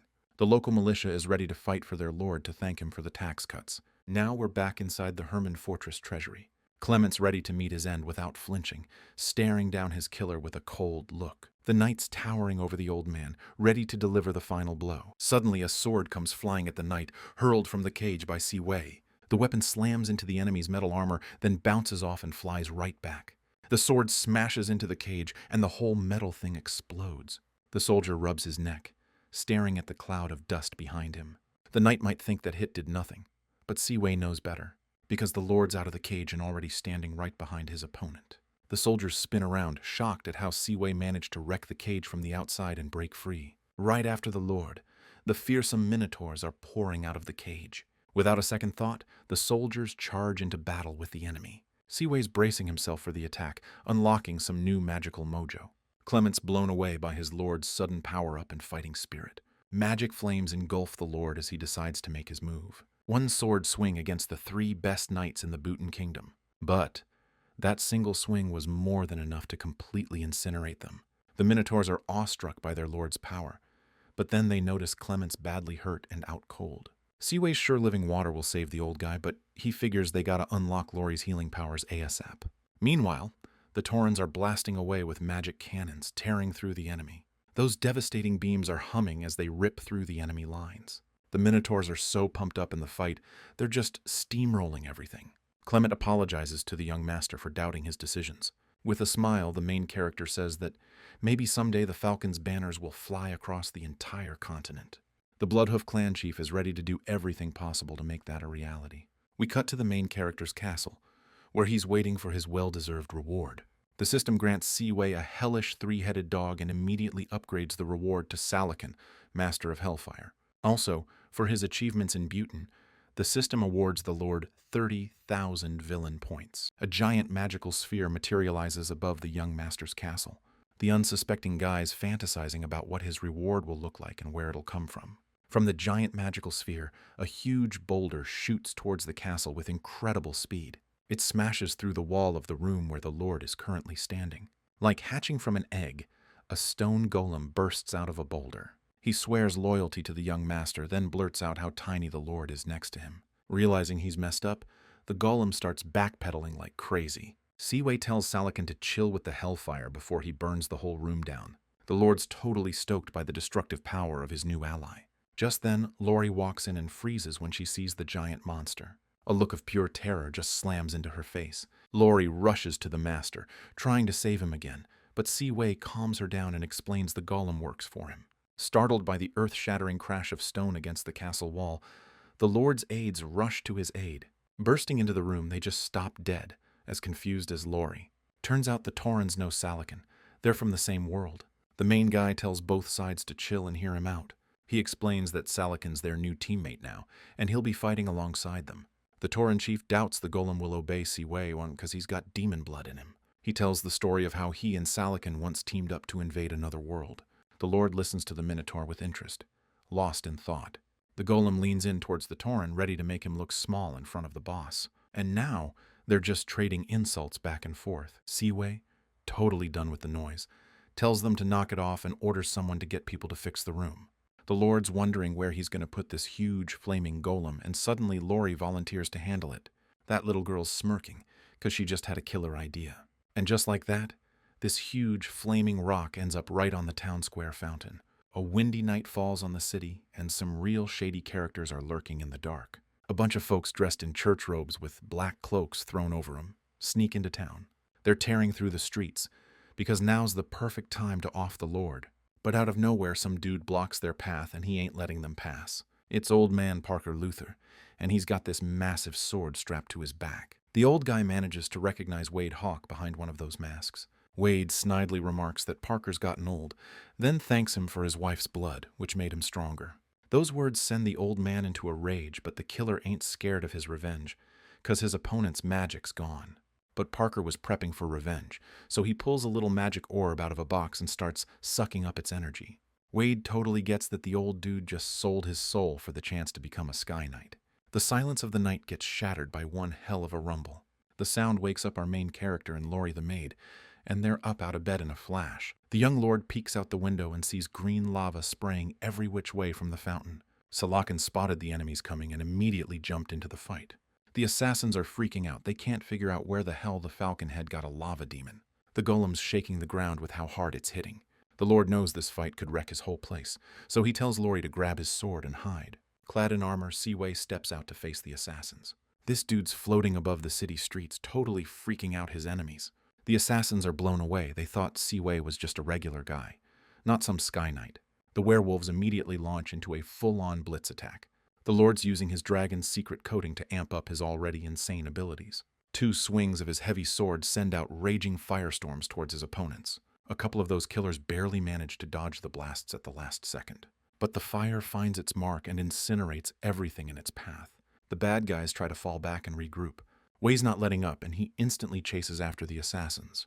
Meanwhile, Parker's fighting like a hero, throwing his life on the line. Wade's getting intel that Lord Falcon himself just jumped into the brawl. Before the guy can finish, Siwei shows up and slices him in half with a move so fast, it's insane. Everyone's frozen, just staring at the Lord, totally freaked out by what they just saw. The old guy's stoked to see his master, who instantly clocks him and realizes it's his alchemist. Wade orders everyone to attack both of them. Their whole dark mission hinges on this. Golden fire auras back, engulfing the kid in a magical combat flow. He tears through the enemy assassins with a series of simple sword swipes. Wade can't believe what's happening. He's completely lost the will to fight. He tries to bail from the battlefield, leaving his allies to get slaughtered. Parker cuts him off. He's still got to get payback on this scumbag. Realizing how screwed he is, Wade calls on his dark powers. The old man fires up his new ability too, but it's sucking away his life force. But the enemy's faster and lands a fatal blow on Parker. Siwei shouts the old alchemist's name, all freaked out, and he begs the Lord to kill Wade. The Lord's blade finds the assassin from behind in a flash. Before he kicks the bucket, Parker begs his Lord to let him say something. He heard the Lord's got a non-human girl, and he pleads with him to protect her at all costs. When Siwei promises he will, the old man breathes his last breath and dies. The Lord heads back to his chambers, slams the door shut, and sighs hard. Before he can even catch his breath, scared Lori leaps into his arms. The girl was freaking out about her master, that's why she was so scared. The Lord calms the young lady, promising they'll both be all right. But Lori wants to get stronger to protect him, and suddenly, a bright light fills the room. When the flash dies down, Shiwei can barely make out the girl's figure at first. But then, just like that, he sees Lori, who's suddenly become an adult. The Lord rushes over to her, thrilled by the power surge that changed her. Shiwei's stoked about the possibilities that just opened up.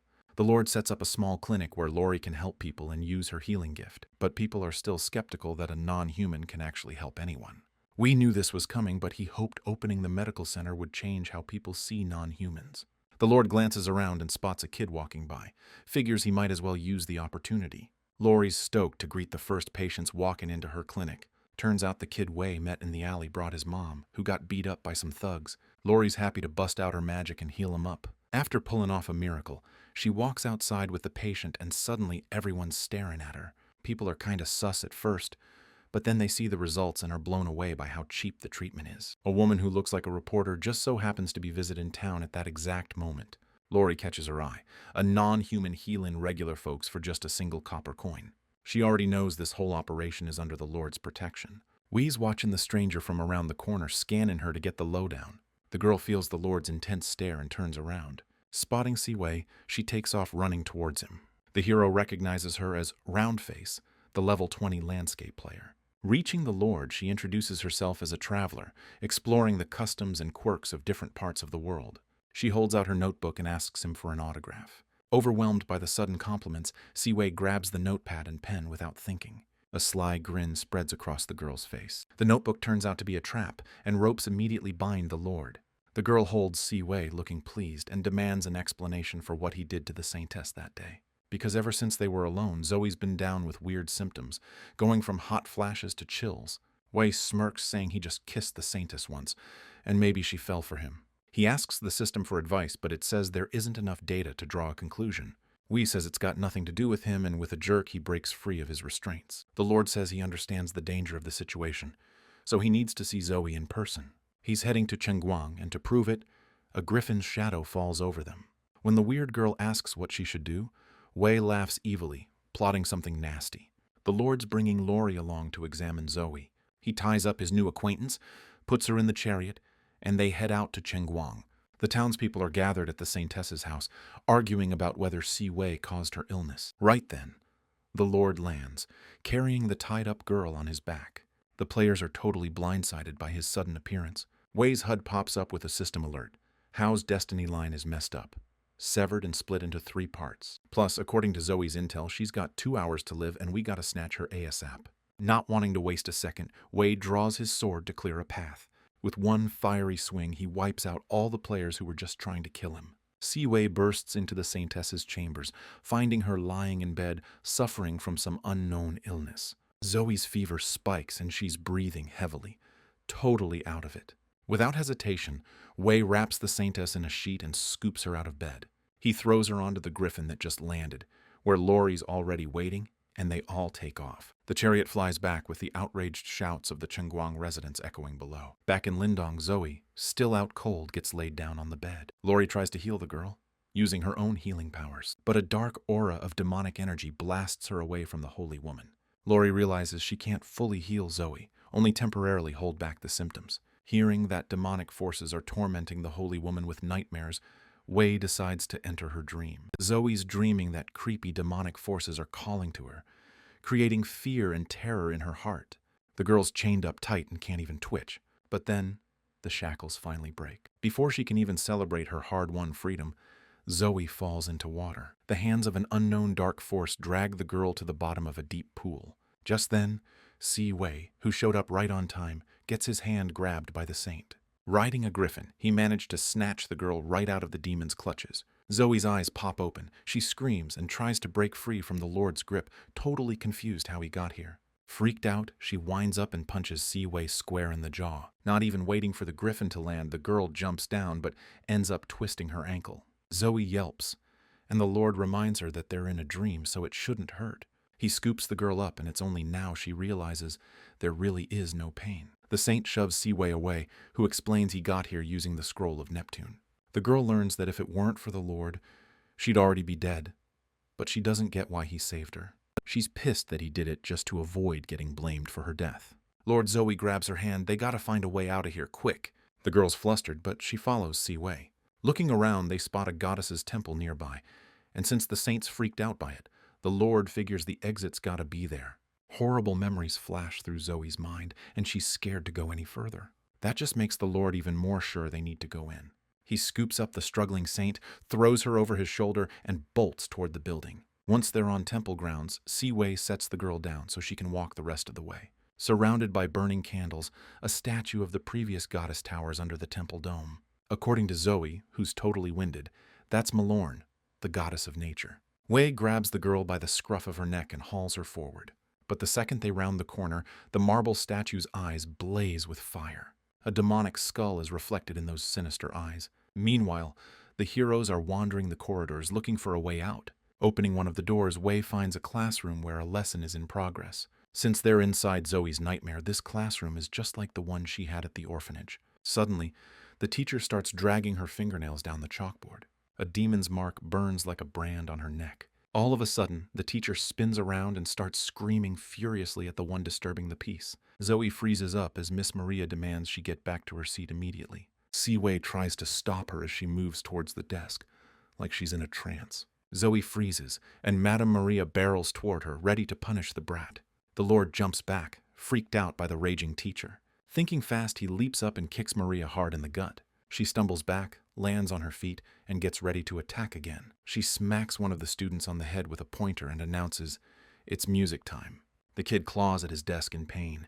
On Madame Maria's orders, the kid starts singing, and the sound is so awful it chills you to the bone. Zoe watches the heartbreaking scene, her heart sinking. It's all playing out exactly like the episodes from her childhood in the orphanage. These memories coming to life bring back all the crushing feelings she had as a kid. The students are all crowding around Miss Maria. She scans the kids and asks, real harsh, who stole her glasses. The little punk who's about to get smacked with the ruler 50 times is hiding behind the teacher. The young lord's trying to get Zoe to tell him what's going on. But she's telling him to shut it, because Maria clearly can't see them. The saint's telling Si-Wei about how she used to study at this orphanage. According to her, Maria's got bad eyesight, but her hearing's off the charts. Suddenly, the teacher spins around and throws a punch so hard it smashes a desk, but the Lord manages to dodge just in time, grabbing Zoe. Si-Wei now understands where the saint gets her love of throwing punches. To distract Maria, Si-Wei tosses a coin that bounces behind her. The woman charges at the noise like a freaking pit bull, giving us a chance to bolt. We burst through the door and bam, we're in some other dimension. Zoe and Si-Wei tumble into some room, landing right on top of a massive doll. This place looks familiar to her, and she realizes it's Mayor Guangcheng's chambers. Si-Wei figures out Zoe's nightmare is split into rooms of painful memories, and we gotta find a way out ASAP. Zoe yells at him to turn around, because there's a freaking life-sized doll creeping up on us. And get this, it's a giant freaking copy of Si-Wei. The Lord's all confused, asking why he's in her nightmares when he risked his life to save her. Suddenly, where the doll was lying, we spot a door. We jump down, and while we're wandering these dark hallways, Si-Wei is trying to figure out how Zoe sees him. Just then, the two of them spot a light at the end of the tunnel and bolt towards it, trying to escape. But Si-Wei suddenly freezes, hearing weird noises coming from behind him. The Lord turns around and sees the goddess come to life, the same statue they bumped into at the temple entrance. Zoe's hit with flashbacks of her youth, when the goddess would brutally whip her for not memorizing the scriptures. After that, she'd be locked in a dungeon to think about what she'd done. Zoe realizes these dark corridors are a metaphor for the isolation chamber she was locked in back then. Meanwhile, our main guy is totally blown away by how hot the living statue is. He greets the goddess, going out of his way to show her he means no harm. But she doesn't return the favor, and silently attacks the Lord. The woman impales the main character's chest with a magic chain. Si-Wei's getting the vibe that the goddess is way stronger than the heavenly knight. The Lord's telling Zoe the chain is sucking up the scroll's power, and he could piece out of her dream any second. He can't break the chain, so Si-Wei tells the saint to imagine he's the most powerful thing in her dream. The girl thinks back to her little plush bunny, the one that always kept her safe from bad stuff. All of a sudden, that toy from her memory starts leaking into this freaking nightmare. Si-Wei transforms into a superpowered bunny and smashes the chains holding him down. Thinking fast, he jumps at the goddess, fists flying. The woman's face starts to melt away, revealing her true demonic form. The demon, feeling like it's lost, lets out a death rattle. Si-Wei feels the scroll's power drain away, his body starts fading, and now the saint of the non-humans is on her own. The Lord's expecting big things, and she vows to find a way out of this nightmare. Cut to the demon territory, the abyss of Cain. Surrounded by hellfire, Hao struggles to get off his knees. Hate's consuming him. Tears stream from his eyes. He can't figure out why he keeps losing to Lord Sokol. A voice booms from the planet hanging above him, totally disappointed in Hao. A figure in a black robe leans over the guy, looking down at him with disapproval. He accuses the hero of falling for the abyss's trap for some cheap power boost. Hao fires back, blaming him for not giving him enough power, saying foresight's useless when he watches his woman get snatched and can't do a damn thing. The mysterious master starts yelling, saying the guy's stupidity ruined his grand plan, but he's willing to give him one last shot. Lost in a dream where Wei tries to rescue Zoe, they lie embraced in a bed together. Laurie's been watching over her young master this whole time. She remembers Miss Chris saying that hugs can help someone feel safe.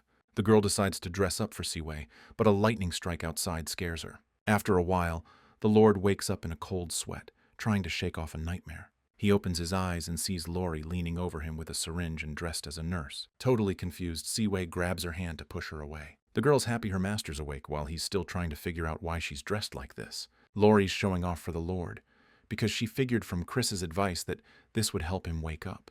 Even though Zoe's still asleep, Siwei is sure her life's no longer in danger. Laurie complains to her master about the scary thunderstorm and reminds him again about wanting to have a baby. Another offer catches the kid completely off guard. He bolts upright in bed, rushes out of his room, and tells Laurie to get some sleep because she's got work at the medical center tomorrow. The system greets Wei, dings him for points, and nags him to check out the shop's updates. On top of that, there's news about the early launch of a secret story branch in the game. The guy's eyes light up as he checks out the new stock. He's managed to save up 20,000 points. Among the items, the Lord spies barracks for both Crusaders and foot soldiers. The shop's also got other buildings with all kinds of soldiers and even monsters in them. The dude decides to blow his dough on crossbowmen and Crusader barracks to get ready for the war that's coming. Cut to the real world, where nobody's fighting dragons or slinging spells. Lin Fan's eating lunch when he sees a notification about limited beta access to his favorite game. He jumps up right away and bolts to his room, cause stuff like this doesn't happen every day. The dude gets comfortable in his VR pod. System confirms the update download is in progress. Before connecting to the game, the system starts running the mission backstory, where the Holy Maiden gets seriously sick because of the Lord. Then, Siwei shows up and kidnaps the poor girl to his palace. Hao, the hero, didn't have time to do anything because it all happened so fast. After watching the quick plot summary, the player vows to rescue Zoe. Hao climbs the tower and rallies the other players to join the Punishers Association. He raises his sword above his head and calls on them to kill Lord Falcon and save the Holy Maiden Zoe. Hao shows everyone his new power level. The hero's telling the players this tough level's almost over, and good's gonna triumph for sure. Everyone's blown away by Hao's skill and starts believing they can actually win this thing. He promises to take down the villain and expose him for the scumbag he really is. Cut back to Lord Falcon's palace, where Wei's already heard about the upcoming showdown from the system. Now that he's figured out how easy it is to trick the system, the Lord cracks a wicked grin. Out of nowhere, he lunges at Laurie, pins the terrified girl on the bed, and orders her to warm it up for him. The Lord won't let her break free and just rips her clothes off. Laurie screams and bursts into tears. The system instantly awards the guy 5,000 villain points for his depravity. Getting what he wanted, Siwei immediately reverts to his normal self, and because he just tricked the game again. Laurie played along with her master perfectly, and now he wants to do this every night. Out of nowhere, the maid asks the master if he has any weird secret kinks. Wei realizes he got way too into character and starts thinking how to explain to her that he's not a pervert. But Laurie flirtatiously tells him that she's down to support whatever he's into. Wei tries to explain himself, but the maid's got to run to her lessons with Miss Chris. The second update's dropping soon, so Siwei needs to test out the new system buildings, ASAP. Wei decides to buy a Crusader barracks. He spends his villain points on the construction, which will let him hire more soldiers. The building pops up pretty fast in the backyard, ready to go. Because of the sudden new addition, the roof of the Lord's chambers collapses again. This dude's dropping gold to hire 5 Crusaders and 5 archers. A little slot takes the coin purse and gets ready to spit out the goods. The heavy wooden gates to the barracks swing open, letting out a puff of steam. A squad of heavily armored warriors marches out from the dark depths of the stone building. They immediately snap into formation, saluting their new lord. These warriors are emotionless, soulless knights, ready to do anything for their master. Wei scans them and sees they're all pretty high level. Next, the lord buys a potion in the shop that permanently boosts strength and vitality. After getting the vial, the kid rushes to the training camp where his loyal sidekick is. Clement sees his master and thinks he wants to spar, but Wei tells him to drink the potion. Without a second thought, trusting the Lord completely, the guy chugs the whole bottle. Wei smirks, enjoying his right-hand man's loyalty. Clement's eyes are blasted with magical energy. Streams of magic engulf the man's body, but he toughs out the transformation. When the magic fades, the old guy feels a surge of power and energy like never before. His knees buckle from the shock, but the young lord catches his loyal friend just in time. Kneeling, Clement thanks the Lord for the gift and vows to follow him anywhere. Wei tells him an army's already marching from Chengguang, and the enemy will be here soon. Hearing that, the man's back on his feet instantly, ready to take orders from his lord. Clement announces martial law, civilian evacuation, and the preparation of defenses to everyone. Prep's in full swing, and one of the knights is heading over to the Lord to report that the enemy's like half a mile out. Siwei tells his army to haul ass. He orders Lori to wake up the saint so she can get her butt out there and talk some sense into the people. The Lord himself's moving towards the city wall, where the knights and guards are already pouring in. While the warriors are setting up the defense, Siwei's just chilling, scoping out the enemy positions, and the system keeps pinging him. See, for every player that gets hurt on the way, the system gives the Lord Villain points. The players are freaking out because the road's basically one giant minefield of traps. Suddenly, they all get a notification about a reward coming if they win, plus a boost to their skills. The players are pumped and swarm towards the enemy walls like a bunch of crazies. Wei laughs at their attempts to break through and orders the magic cannons on the walls to fire. The Taurans manage to haul these weapons away after looting Bud's outpost. These powerful magic beams hit hard, tearing through the enemy lines. The players are trying to secure a foothold by the walls and climb the siege ladders, but the soldiers up top keep messing with them, pouring boiling water and smashing their ladders. Just then, Siwei notices the players are using respawn points and decides to take them out. But he immediately sees Hao, who appears on the field in a bright flash, showing off his increased power. Wei tells Clement to watch things at the wall while he deals with Hao himself. The Lord calls upon his fire golem, Salakin. As the giant leans over his master, Wei commands him to destroy the resurrection crystals. After that, Salakin can get to smashing the enemies crowded around. The Lord's giving the golem 10 minutes tops to finish this mission. The fire giant pounds his rocky chest, ready to kill, smash, and blow stuff up. Wei's moving out, backed by his new Crusader squad. Players are pissed. Not only are the crystals super obvious, but Hao's constantly glowing like a freaking light bulb. The hero's telling everyone he can protect the crystals, but he's totally missing the danger creeping up behind him. Clement's charging Hao, ready to take him down. While the players are raging about their leader's dumb moves and trying to plan a defense, the city wall gates suddenly crash to the ground. Standing before them is a Crusader squad led by none other than Lord Falcon himself. Hao's desperately trying to block Clement's attacks, shocked at how much stronger the old guy's gotten. Meanwhile, the mysterious boss is watching the fight, real close. He's telling Hao that a rift's opened between worlds so he can temporarily tweak this world's rules. In the heat of battle, Wei notices something weird around him, like red system windows. All of a sudden, he feels this intense pressure, and the Lord freezes for a second. Wei's trying to figure out what's going on and where this massive power suppression came from. All players get a message saying their attacks will now deal real damage to the Lord. Now Siwei gets why he felt that pressure. This means he's weakened now. One of the enemy mages decides to test if the Lord still has his abilities. Wei gets ready to block the attack headed his way. Despite the Lord's efforts, the arrow goes right through the shield and hits its mark. Wei's shocked that such a small fire attack pierced his armor. This young mage is stoked about his good fortune. It's his shot at a reward. Other players are stepping up to defend him. They all want to take Wei down. Out of nowhere, the Lord lunges at the guy who wounded him and just finishes him. Watching that player's avatar crumble into pixels, the Lord finally gets what it's like to be defenseless. He raises his sword and orders the Crusaders to charge the enemy. Greed takes over the players, and they all rush forward. The mages are willing to sacrifice themselves for the win, so they grab the Lord and tell their allies to fire no matter what. Then, just like that, Wei sees a sphere of destructive magic hurtling straight at him. A massive explosion rocks the place, lighting everything up with fire and light. Stripped of his armor, the Lord is bleeding out. Siwei's health bar is plummeting to critical levels after a series of attacks. The enemy warriors are pumped up by their wins. These guys can respawn forever, and if this keeps up, the Lord's gonna die of exhaustion. That's why he's summoning his demonic servant Salakin for backup. A flash lights up the sky like a new star just ignited in deep space. It's the golem hauling ass towards his master at insane speed. He lands right in the middle of the enemy, blasting soldiers in every direction. Salakin's waiting for the first punk who dares to step to him. He doesn't have the patience to wait long, so he charges in himself. The system's showing the players Salakin's stats, and they're freaking out. The Chaos Goons can't find their hero, so they're stuck defending the rebirth crystals from the monster. A messenger sprints up to Fan, telling him they can't hold the crystals. The guy orders them to take down Lord Falcon, because if he falls, the other bosses go down too.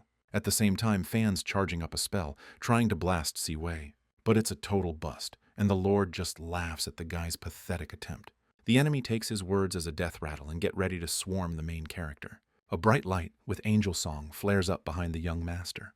Turns out it's healing magic, restoring all of Siwei's health points. Lori bursts out of the city gates and throws herself into her master's arms. She's happy she could help him when he needed it, just like he helped her back then. All right, Siwei can keep fighting now, and he's telling Lori to stay right by his side.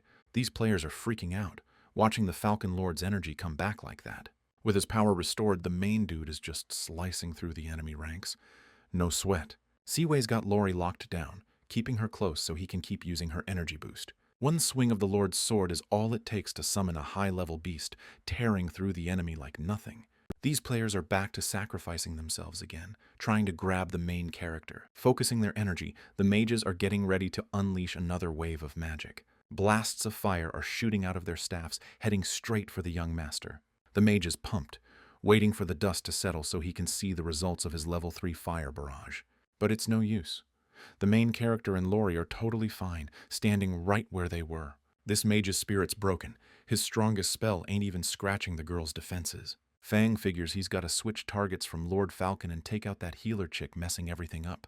But the guy realizes it's too late. They've already lost. They don't have the juice to keep fighting. Doom and gloom sink into Fang's head as he watches the demons smash those crystals. The young lord hops onto the giant's shoulder, ready to block the respawn points and send those raiders back to Chengguang. Their combo attack just wipes even more players off the map.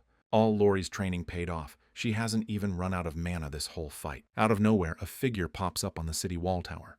A girl in a nun's outfit with an assassin hiding his face watches what's going down. She's bummed and shocked at the same time that so many players couldn't take down Lord Falcon. Her buddy's saying it's too risky to move now, since Siwei might have some aces up his sleeve. The nun points out that even Black Sword can run into someone who's a match for him. She reminds the assassin they can't let the Holy See down, and that means taking out Siwei. Dropping down from the wall, the killer bolts towards Lord Falcon, weaving through the fighting soldiers. Lori's sharp hearing lets her pick up the danger closing in from behind. She sees the assassin winding up, ready to strike a blow against the unsuspecting Siwei. Shoving her lord out of the way, Lori throws herself in front of him. Siwei freezes in horror as he feels warm blood trickling down the back of his neck. He turns around and sees the assassin's dagger has pierced Lori's heart. Rage and pain consume the main character, and his scream echoes across the entire area.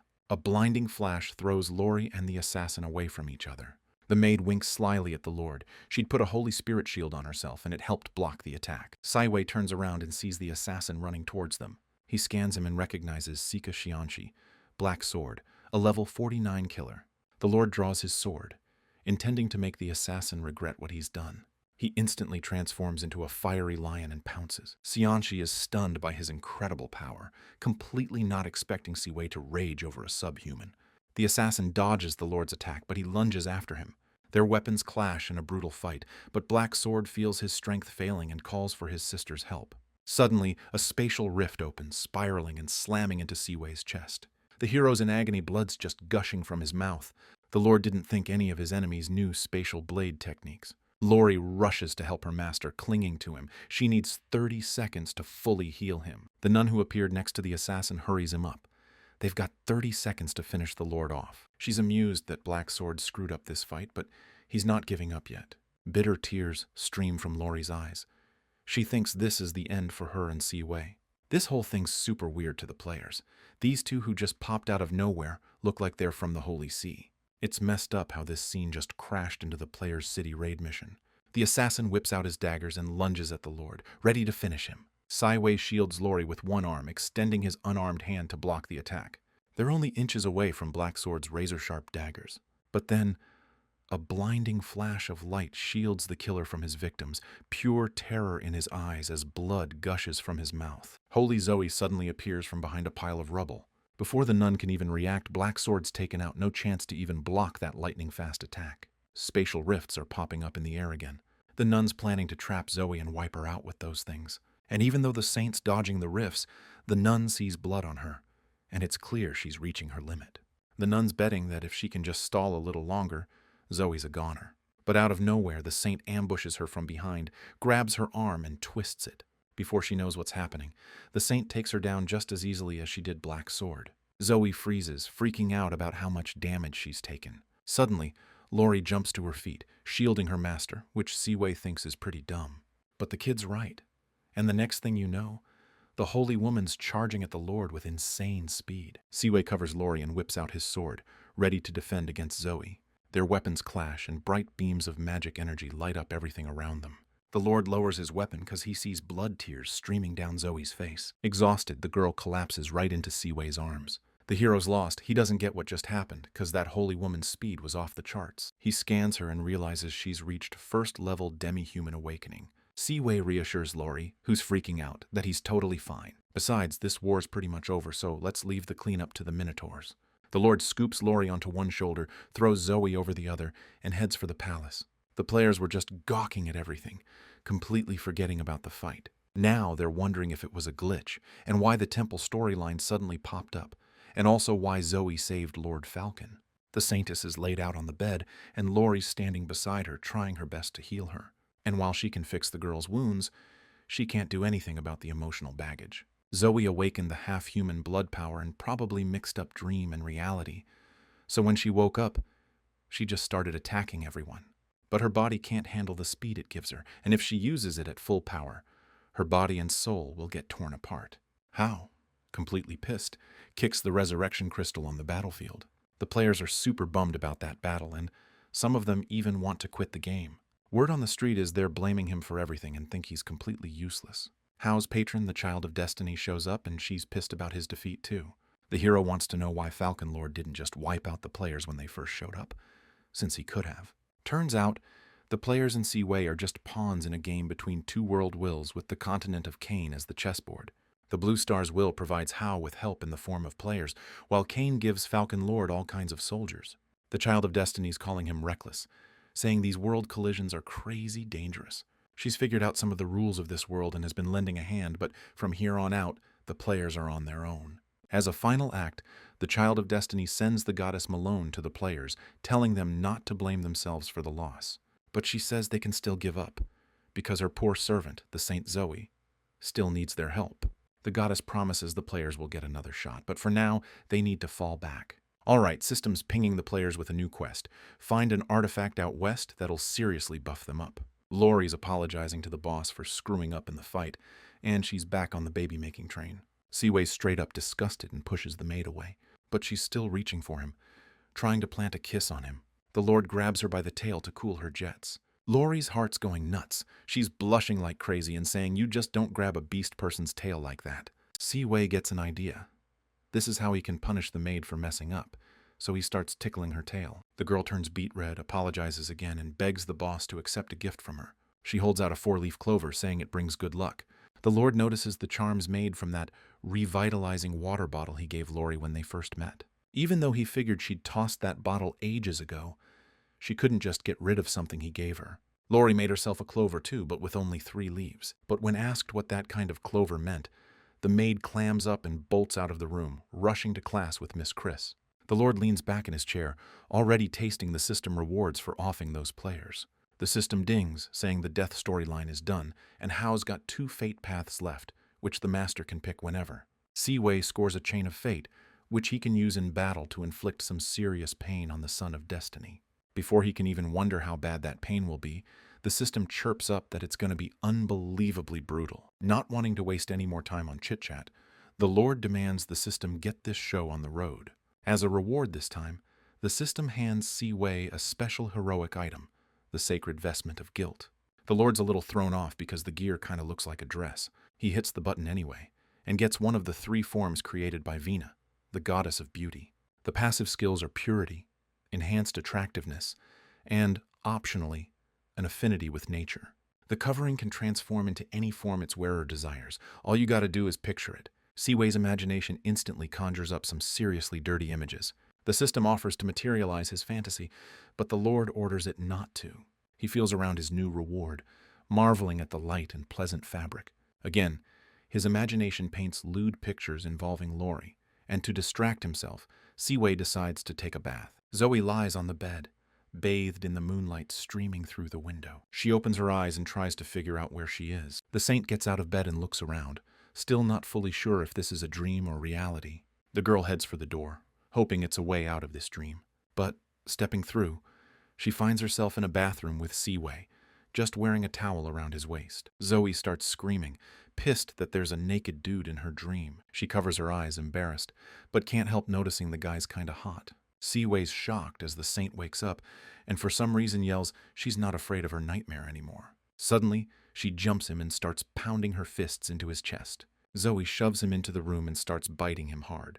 Losing it, the Lord grabs her wrists, holds her tight, and tries to convince her this ain't a dream. Since Zoe doesn't believe him, Siwei decides to bite her himself to prove she's in reality. The girl yelps in pain and only then realizes she really did escape the nightmare. Zoe realizes how she just acted, and she blushes, turning away, embarrassed. The system alerts Siwei to a new villainous quest, and without wasting a second, the guy grabs the saintess by the thigh. But Zoe reacts pretty fast and slaps the Lord so hard a bright red handprint burns on his cheek. The saintess covers herself up and glares at the scumbag, completely outraged. Just then, Lori approaches the Lord's chamber door, surprised by the weird noises coming from inside. Siwei and Zoe freeze when the maid knocks and asks for permission to enter. But when Lori walks into the room, the saintess vanishes so fast, even the Lord himself doesn't see it happen. The maid takes a sniff and asks with a smile if the master has been alone the whole time. Wee tells her about Zoe's strange visit, saying she clearly couldn't tell dream from reality, and about her equally weird disappearance. Meanwhile, it turns out the saintess actually jumped out the window, and now she's standing on the edge of the ledge. This girl's shaking like a leaf, scared to look down. Turns out that window's way too high, and now she's freaking out. Lori's showing off to her master, bragging about how good she looks in the outfit he gave her. Siwei's stoked. He's telling the maid all about the awesome features of this hero suit. Lori gets hyped when she finds out the suit boosts attractiveness. That'll make it easier to get the Lord to give her kids. She remembers Chris telling her not to hesitate, to move fast before the master changes his mind. Lori leans back on the bed, showing the Lord her bare back. She tells her master how obediently she carries out all his orders. Siwei praises the girl, but tells her to wait until his birthday. He forces Lori to lie down and go to sleep, because it's getting late. Once she's finally asleep, the Lord lets out a huge sigh of relief. He walks over to the window to get some fresh air and clear his head, because he's got a lot to think about. But when he throws open the window, he spots Zoe standing on the ledge. The saint's been out there so long, she's practically frozen solid. Siwei grabs the girl and helps her climb back inside. The Lord sees how cold Zoe is and tells her to head back to her room, take a hot bath, and crash. Suddenly, Alan bursts into the room, so frantic he rips the doorknob off. But when he sees the Lord hugging the saint, he gets all tongue-tied and even forgets why he came in the first place. The next morning, everyone gathers in the Lord's study so the knight can explain the situation, but he just keeps bawling his eyes out. Siwei's already regretting bringing this emotional kid back. When Alan finally calms down, he explains that the king is dying, and the bishop wants to use the opportunity to seize the throne. His allies have been offing royal knights left and right these past few days, practically crippling the whole army. And on top of that, Siwei's older brother, Hitler the Golden Lion, switched sides to the Vatican and, with the Pope's help, snatched up the Duke's entire estate. He even planned to ambush Lord Falcon, kill him, and cover up the whole thing. Siwei's racking his brain, trying to figure out why his brother would attack lands with nothing but demi-humans. But when he puts those facts together with the Vatican's influence, he realizes it might be all about the demi-humans. Now it's clicking. That's why the church guys have been trying to ice Siwei multiple times. The Lord used to think it was just revenge, but clearly it's way more complicated, and he's in deep trouble now. The dude never imagined that after dodging his scripted death by the players, he'd be facing a freaking rebellion led by the Pope. Alan holds out a letter to Siwei from Marquis Carant, addressed to all the lords. In the senior prince's name, the Marquis is calling all lords to gather at Greystone around the round table. Siwei sees this letter as a call to join the prince's army, or he'll regret it. Alan's not sure if they should answer the Marquis's call. The Lord thinks they definitely have to, since the Vatican Church is a mutual enemy. Zoe's feeling a little awkward being part of this conversation. Alan also hands Siwei a scroll with intel his spies got from the capital. Zoe can't believe all this is connected to the demi-humans. She's dying to know what kind of info's hidden in that scroll, Project Paradise. Meanwhile, we cut to the Vatican, where the Pope's men have captured another prisoner. The demi-human tries to fight back, begging them not to kill her, but the bishop's already yanking the cover off a massive steel cage. Despite her pleas, they toss the girl behind bars. Right after her, they unleash these freaking bloodthirsty monsters, ready to tear their prey apart. This slave got luckier than the others. They didn't rip her to shreds, just dumped her on the mountain of corpses after they killed her. The bishop and his cronies are leaving the dungeon, leaving a trail of dark red blood on the floor. We're back at Lord Falcon's estate, where Alan's filling him in on the Vatican's evil deeds. The knight figures the Holy See is creating Templar knights, using the blood of young half-humans. Zoe can't even wrap her head around how that's possible. Seaway calms Lori down. She's freaking out. He promises nothing like that will happen on his watch. First things first, he tells them to get Alan some rest and patch him up. Now Seaway gets why his brother was planning to invade Falcon's land. The system just gave the Lord a new quest, capturing half-human slaves, and it's warning him this mission's a death trap. System quest update, and it's pretty obvious Zoe's the reason. The Lord's stoked. He doesn't have to push that half-human slavery convention anymore. But Project Paradise should already be out there, spreading like wildfire. If Seaway starts snatching up half-humans now on the system's orders, he'll look like the bad guy, because no one will believe the Holy See is the real demon. Wouldn't it be sweet if Saint Zoe could convince the half-humans to side with the Lord? But Hal's definitely going to try and screw that up. The Lord's trying to figure out what Hal's play is in all this. His train of thought gets derailed when Zoe rushes over to Seaway, begging him to save the half-humans. The saint drops to her knees, promising to do anything he asks in return. The Lord leans in close to Zoe with a sly grin. Misinterpreting his actions, the Holy Maiden clocks him right in the face. Seaway wipes the blood gushing from his nose and explains he just wanted Zoe to be his maid when all this is over. The Holy Maiden apologizes for misunderstanding him. Cut to inside the mayor's mansion in Chengguang City. Hao hears footsteps behind him and instantly draws his sword against the intruder. When he turns around, he sees gloomy Xia, a girl in demonic form. Fooled by demons before, Hao orders her to get off his property. But the girl whines that the hero's behavior is really upsetting her. Hao coldly reminds Xia of the vile and treacherous nature of demons. The girl in turn points out that the hero is now half demon himself, and he has the right to a fair deal with the dark side. But the guy wants nothing to do with her, so he demands she leave again. Saya begs Hao to at least take a look at how serious they are this time. She waves her hand, and a purple pentagram appears on the table. In the center, a masterclass sword materializes, almost as good as a heroic sword if not for some nasty side effects. If Hao agrees to cooperate, he can have both the sword and Xia herself. The hero scans the Betelkin sword and learns about its incredible capabilities. However, in return, every 7 days the owner must sacrifice a pure soul to Betelkin, or his own soul will be ripped out as food for its patron. Hao's interested in this weapon, and he wants to know what Xia wants in return. Getting closer, the demon girl says they need the hero, popular among demi-humans, to periodically send them through a portal to the abyss. Xia gets even closer to Hao, and now she's pinning him to the floor, sitting on top of him. So this dude wants to know why demons are after these harmless half-humans. Saya's saying that Lord Felton discovered some kind of ancient, powerful divinity in him.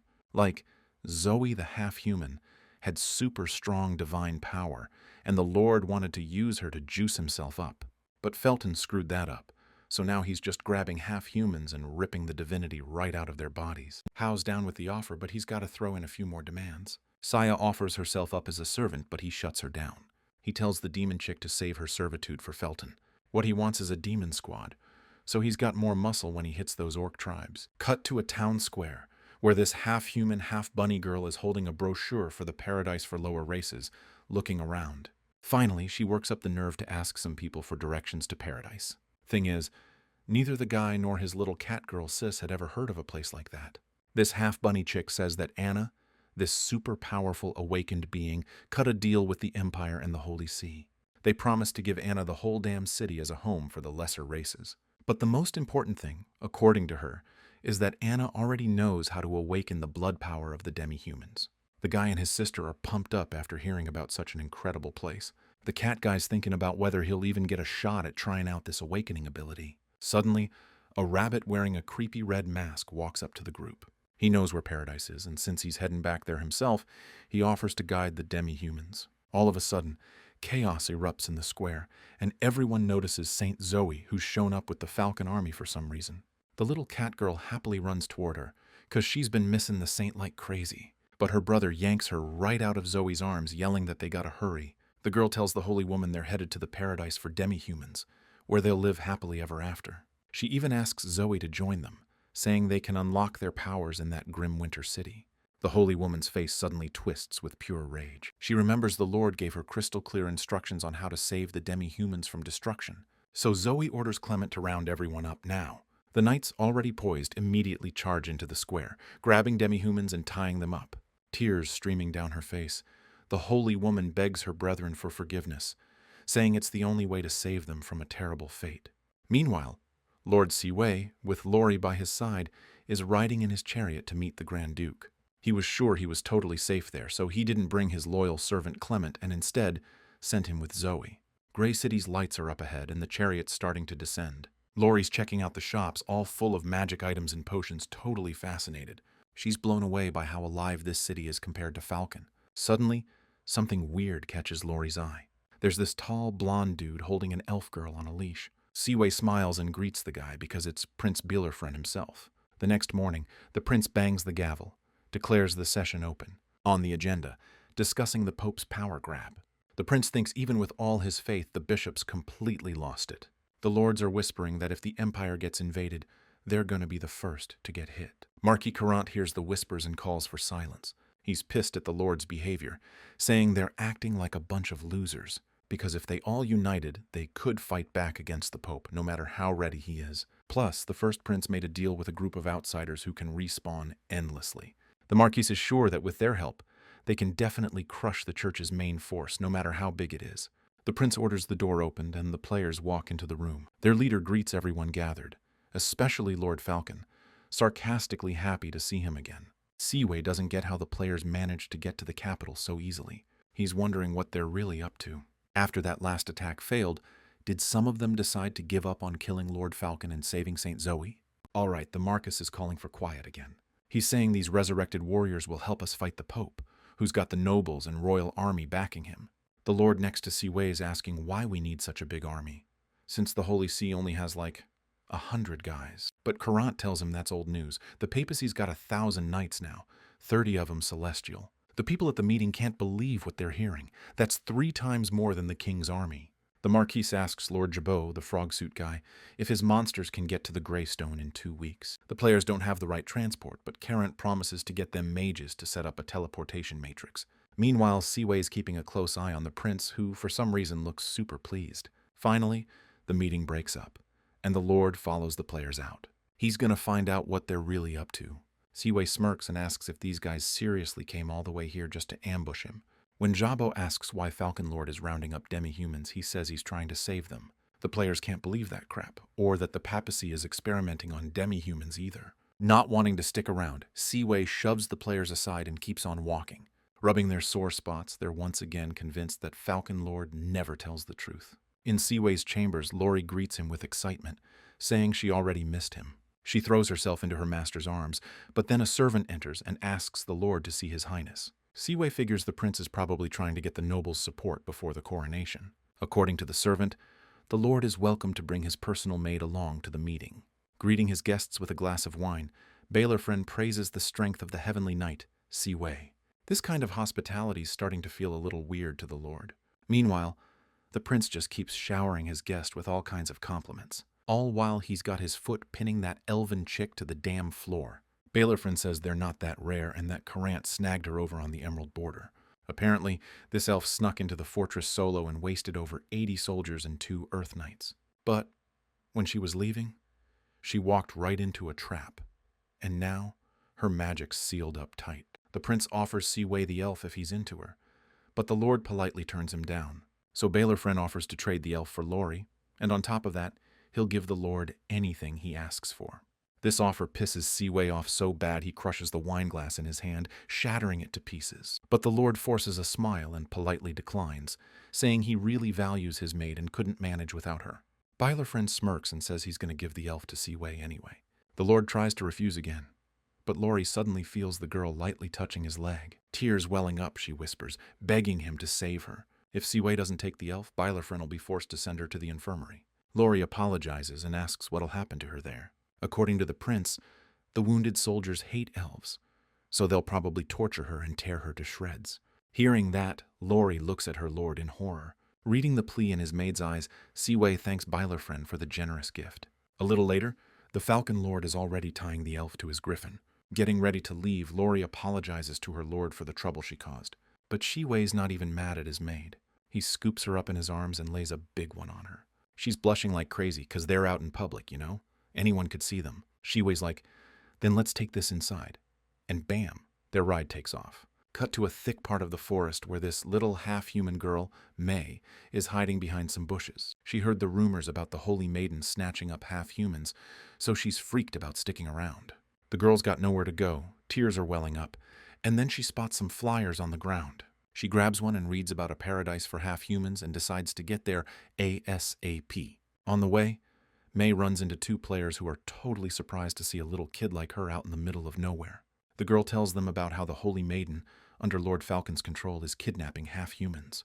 The players offer to help the little girl and escort her to Grim City for demi-humans, the place she told them about.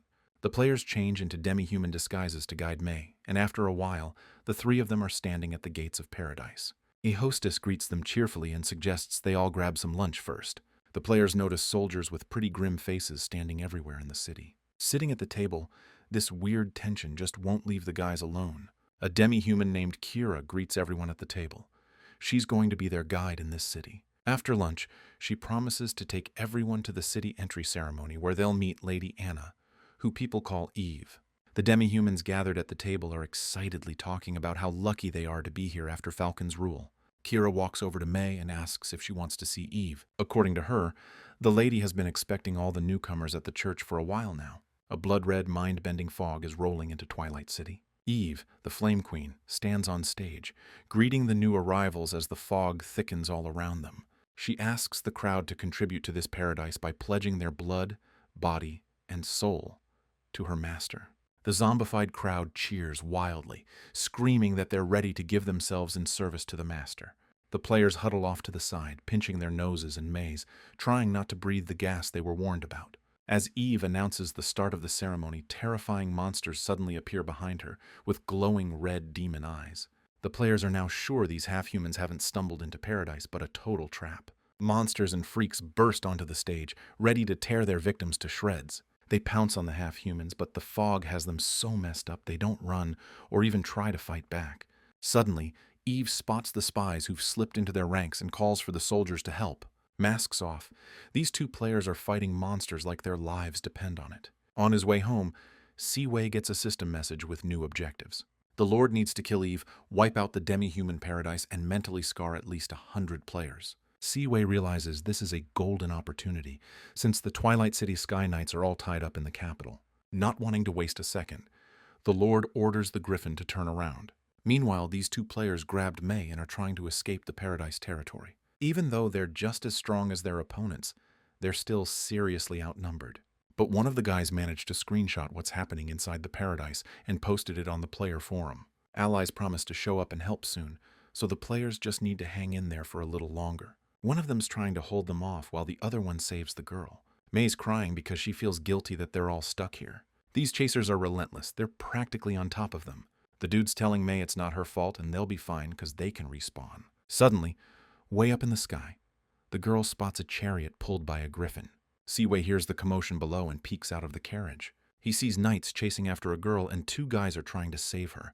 The Lord orders the griffin to take Lori to the grove and wait for him there. Then he whips out his sword and jumps down. Siwei lands right on one of the knights who was about to catch up to the player carrying May. The guy's starting to think he keeps showing up in this game for a reason, like he's the final boss of this update. A couple minutes later, Siwei's standing tall, covered in knights he just wrecked. The player thanks Falcon Lord for the assist, but the dude just glares back at him. Siwei smirks, reminding the guy that he only accepts gratitude in the form of tribute. The player's totally shocked by that, because he knows exactly what kind of reward this lord expects. Siwei grins, snatches little May from his arms, and runs him through with his sword. For offing the player and giving him a mental breakdown, the lord scores 50 villain points. May starts bawling her eyes out, calling Siwei a bad guy who's snatching up demi-humans. The hero points out players can respawn, and just then, a massive explosion goes off nearby. It's a whole squad of players who teleported in after their allies called for backup to save little May. They're going full-on berserk on the knights who are still breathing. One of the guards manages to dash into the castle and tell Eva about the attack. Kira, who's standing next to her, starts freaking out and gets a hard slap from the lady for it. Eva orders them to wake up the Snow Queen and send a magic message to the Pope, asking him to send reinforcements. Meanwhile, the players are already reaching the main wall of the castle, making sure to take screenshots and post them on the forum. Suddenly, an incredibly hot girl appears in front of the player's son, who's broken through to the front, and she asks him to warm her up. She throws herself into his arms and begs him to hold her tight. The next second, the other players watch in shock as one of their leaders is making out with some girl. They suddenly notice a red health bar above her head and realize that she's a boss. According to the system message, it's Mirabelle, the elite shrine knight, the Snow Queen, and high mage of the Legion. The girl laughs at the players and says she's about to show them the full power of her ice storm. Mirabelle casts the spell and bam, every enemy is encased in ice. But only one of the frozen dudes manages to shatter the ice and break free. The players watch in shock as Falcon Lord barrels toward Mirabelle at insane speed. The Snow Queen turns around just as Seaway points his sword right at her. Transforming into a fiery lion, the Lord leaps into the attack. Ice-cold Mirabelle barely dodges his fiery strikes, but pretty soon Seaway manages to hit her with his magic aura. The girl falls, surrenders, and begs for mercy, all while still smiling. Mirabelle promises to serve the Lord and give him everything she owns if he lets her go. But Seaway doesn't even let the Snow Queen finish talking before he runs her through with his blade. So, the hero enters the castle, finally coming face to face with one of his targets for today. Eve greets the Lord with a smile, inviting him to join them, saying, "The Twilight City needs talent like his." Not wanting to waste time on chit-chat, Seaway launches an attack on the priestess. A thick fog of dark magical energy starts swirling around her. The power of the flames keeps the Lord away from Eve, shielding the girl. Until she becomes a vessel for the flame, the priestess will remain under her master's protection. The flames wrap around Seaway like a red dragon, immobilizing him. Eve holds him above her head and gets closer, ready to sacrifice the Lord to her master. But as the priestess brings the dagger to his neck, she suddenly feels an icy chill from Seaway's smirking mouth. She recoils from him in horror, realizing that this madman swallowed the Ice Queen's frozen heart. Turns out, Seaway just stashed him in his inventory. While Eve's distracted, he snatches back control and blasts that priestess with walls of fire. Her eyes flare up with this crazy red light, and suddenly the hero feels like he's moving in slow motion. Before teleporting out, Eve tells the Lord she's got his number and better get ready to lose his head. The next thing you know, the players outside are seeing a massive explosion rip the church apart. They're thinking of digging out Falcon Lord and finishing him off, but before they can even twitch, he's right there. The players are staring, eyes bugging out at Seaway, who's totally unscratched. Packed with energy, he's about to teach these heroes a lesson for all their trash talk. A little later, these players are crawling around the blasted battlefield, whining about being back at level 0. The Lord saw those horses they had, and now he's demanding they hand him over if they want to live. System notifications are blowing up one after another, all about Seaway's achievements. After scoring the horses, the Lord orders all the players to strip naked, traumatizing them and completing the system's final task. Cut to the main square, where Seaway hands over the horses and gear to his loyal servant Clement. While the Lord was gone, Zoe tried to explain the Holy See's conspiracy to the captured demi-humans, but most didn't believe her. Seaway says they need time, then grabs the Saintess's tail and wipes his face with it. She reacts in a flash, and the Lord catches another fist to the face from her. Suddenly there's a splash nearby, and the hero spots mermaids swimming in the fountain.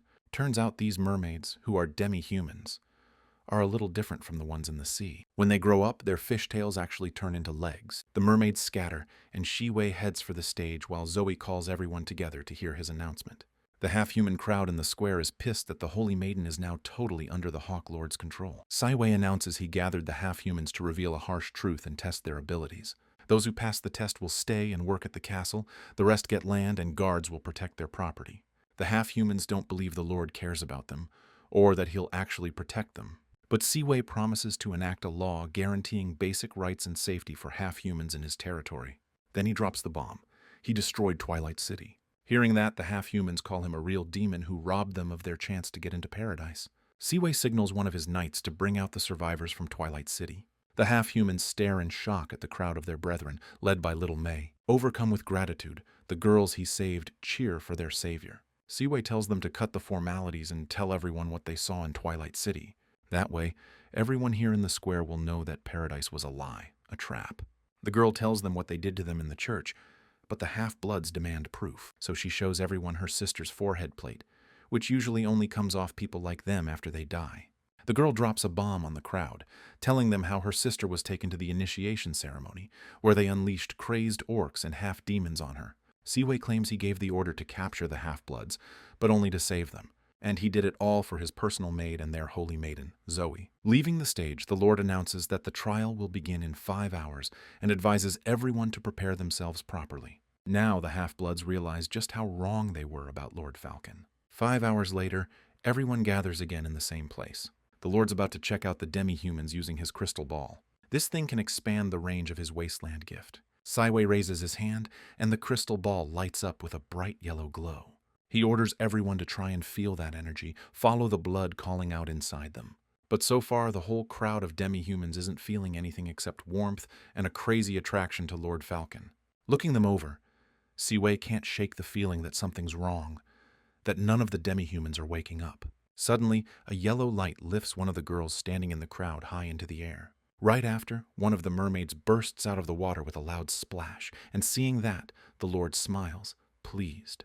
But his joy doesn't last long, 'cause only 2 out of 800 demi-humans have awakened.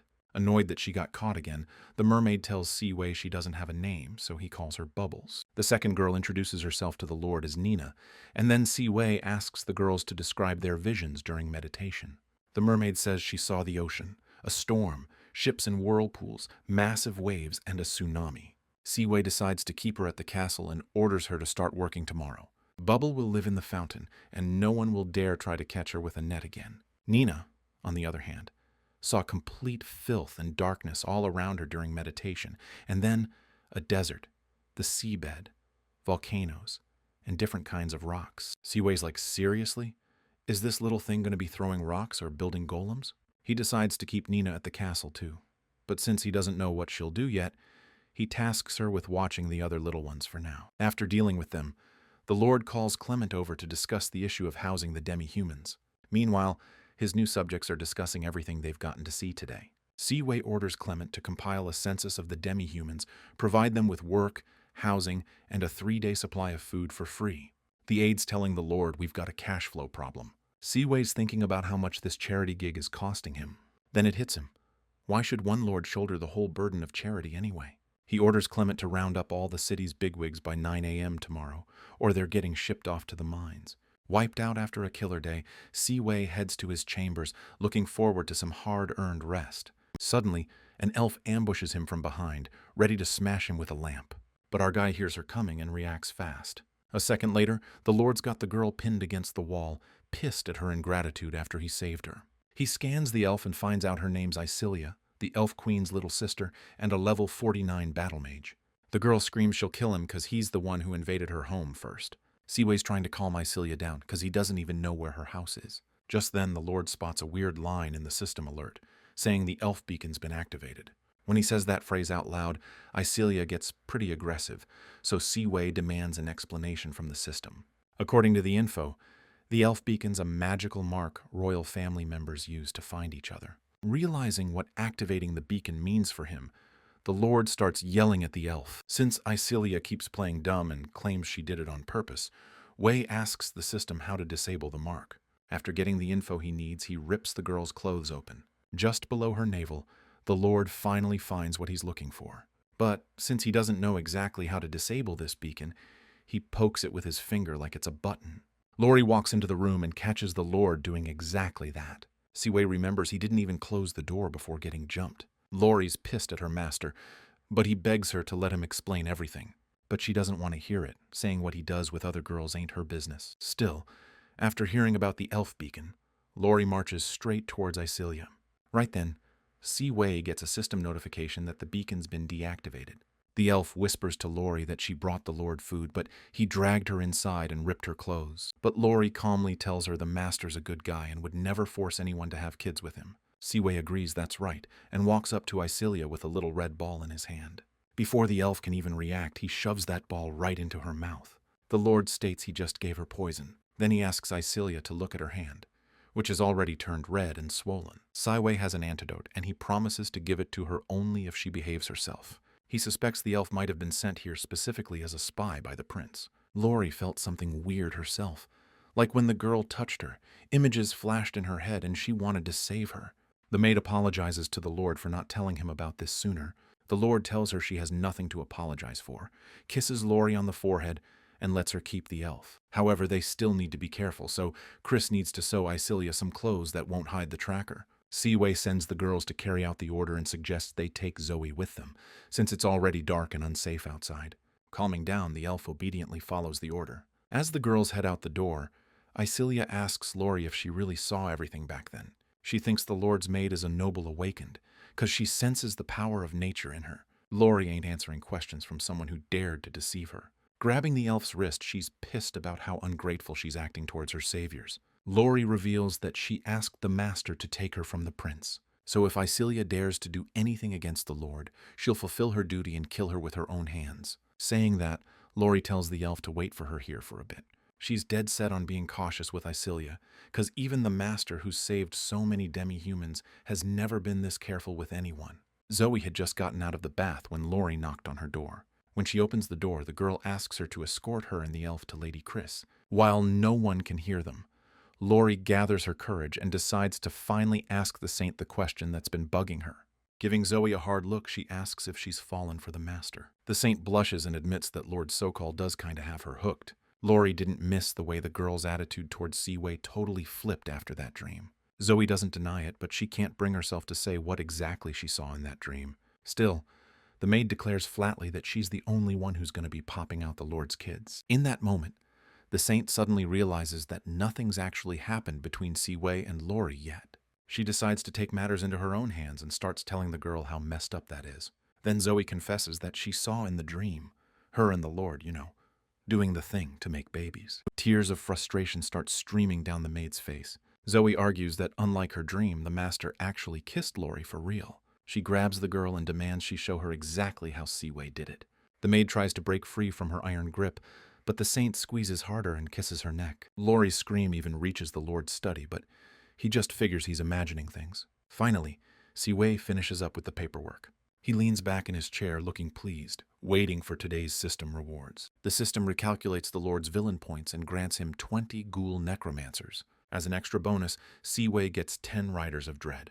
The system warns that the reward will be delivered in a rational manner, so the Lord needs to prepare. Suddenly, the hero hears a strange noise and dark smoke starts to thicken in his office. The clouds of smoke get denser and fill the entire room.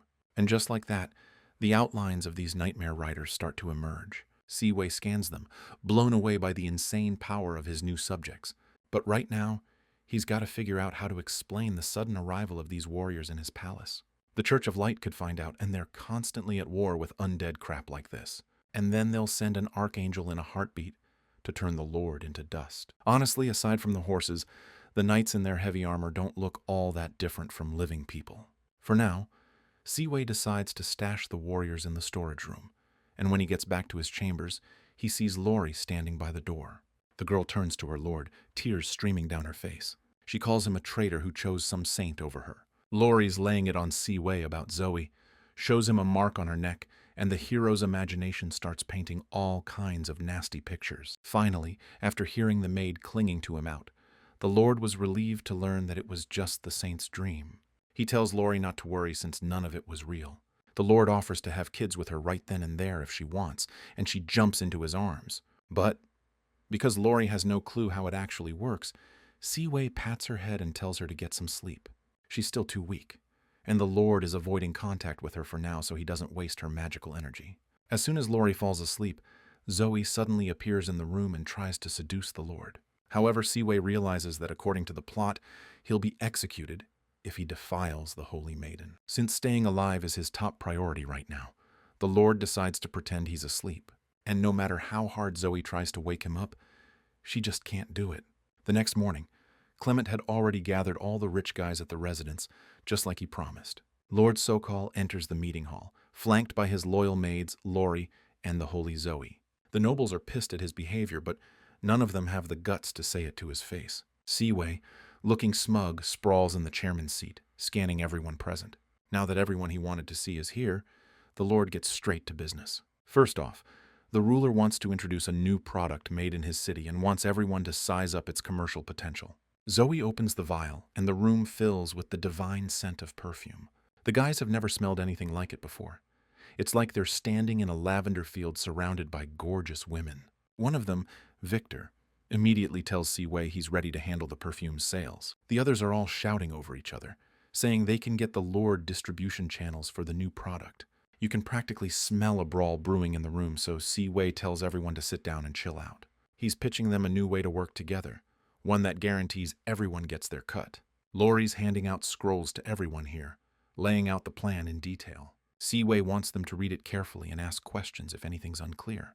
The guys are glued to the document, which tiers merchants by rank. Higher rank, bigger profits, lower taxes. Siwei's loving this, watching these nobles check out the donation system he ripped straight from his old life. Back then, those sleazy marketers drained him dry, and now it's these merchants' turn to cough up the dough. He explains that climbing the ranks in this business is as easy as signing up for a subscription.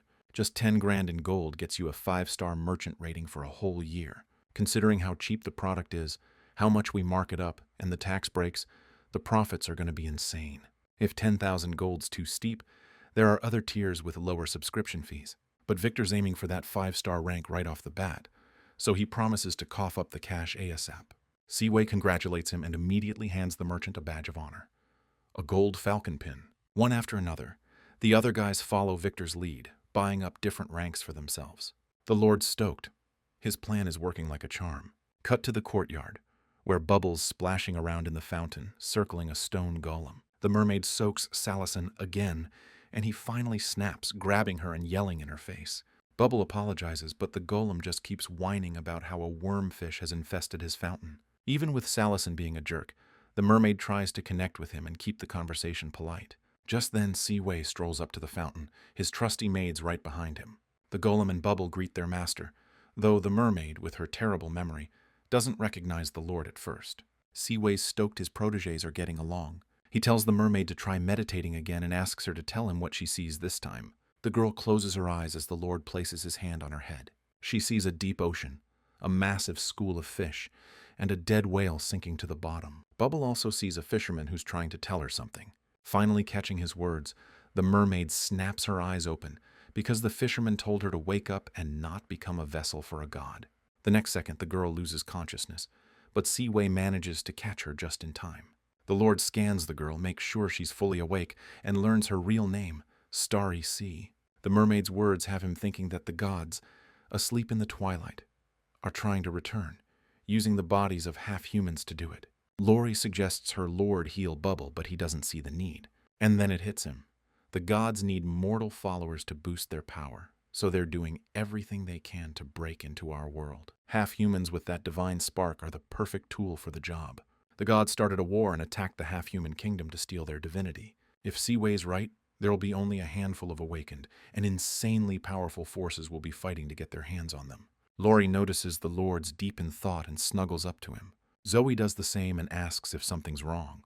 The girls start competing for the Lord's attention, when suddenly the saint reminds Laurie they agreed to work together. Even though Siwei's dying to know what kind of collaboration they're talking about, neither of them will spill the beans. The hero gets a new system notification about an updated item shop inventory.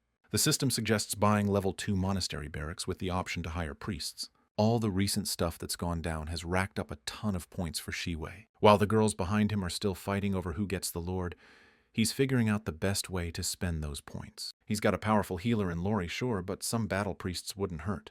The Lord buys a monastery and tells the system to build it next to the watchtower. The game announces the monastery is finished, and Siwei heads over to check it out. The girls only stop bickering when they see the Lord leaving. Cut to the back of the residence where the system's already thrown up the new temple. Siwei dumps gold coins into a special bowl, hiring 10 priests that way. The battle priests instantly appear before their Lord and swear loyalty to him. The Lord is floored by their massive size and intimidating presence. He scans one of them named Sigma and marvels at the amazing skills of his new warriors. Instead of preaching, these priests use punishment and kill enemies with divine power. Siwei reminds the system that it still owes him a reward for desecrating the saint. For that, he gets a mysterious crystal shard and a mysterious egg that'll be waiting for its owner in his chambers. Right then and there, player Hao notices that one of the crystals is missing from his medallion. All the other players get a system notification about an update. To improve the experience, the game opens up 500 new slots in the Falcon Lands where new classes are available. Meanwhile, the Lord meets May and asks the girl to help him gather players in the square. He heads towards the stage accompanied by his maids and his new legion. Clement orders the crowd to keep quiet, as the master is about to address his subjects with an announcement. Seaway greets the players in his city with a smile, telling them war is coming. The Lord calls on everyone to join the fight, overthrow the rotten dynasty, and build a new order. He's asking us to join forces and fight the enemy side by side. The players are hyped about taking over this world with the villain, and they're ready to jump into the action. The crowd chants Lord Falcon's name, who's stoked that he got new players before the war even started. An hour earlier, Seaway gifted Zoe the crystal he got from the system, putting it around her neck. Only then did the system tell him that it lets the owner recruit players, even though Hao has most of them right now. Realizing what he gave Zoe, the Lord shouted that he noticed a crack in the crystal. But the girl, who's never gotten a gift from anyone before, was ready to accept even something broken from him. Seaway said his first gift has to be perfect, and he's taking the crystal back for now. So there they are, standing before a cheering crowd, ready to fight for Lord Falcon. Lori picks up on the tension between the Lord and the Saint, but she can't figure out what's going on. The Lord lays down the rules for the new recruits, the rules they gotta follow in this town. Everyone needs to chop wood, mine ore, build houses, and clean up this slum. That way you guys level up your skills, and in return, I'll boost your stats. After answering all the players' questions, Seaway leans back in his office chair to get some rest. Without opening his eyes, he asks Lori to bring him some water. The girl clanks her chains as she brings the Lord a cup of water. Seaway finally opens his eyes, and when he sees the elf, he coughs in surprise and spills the water all over her. Turns out, Lady Chris picked out an outfit for Isilia and told Lori to wait for her. Just then, the Lord's maids walk in. They've already gotten all the players settled in, like he ordered. Lori's pissed that Isilia came to the Lord without her permission, but Isilia apologizes, saying the master was thirsty, and she helped him.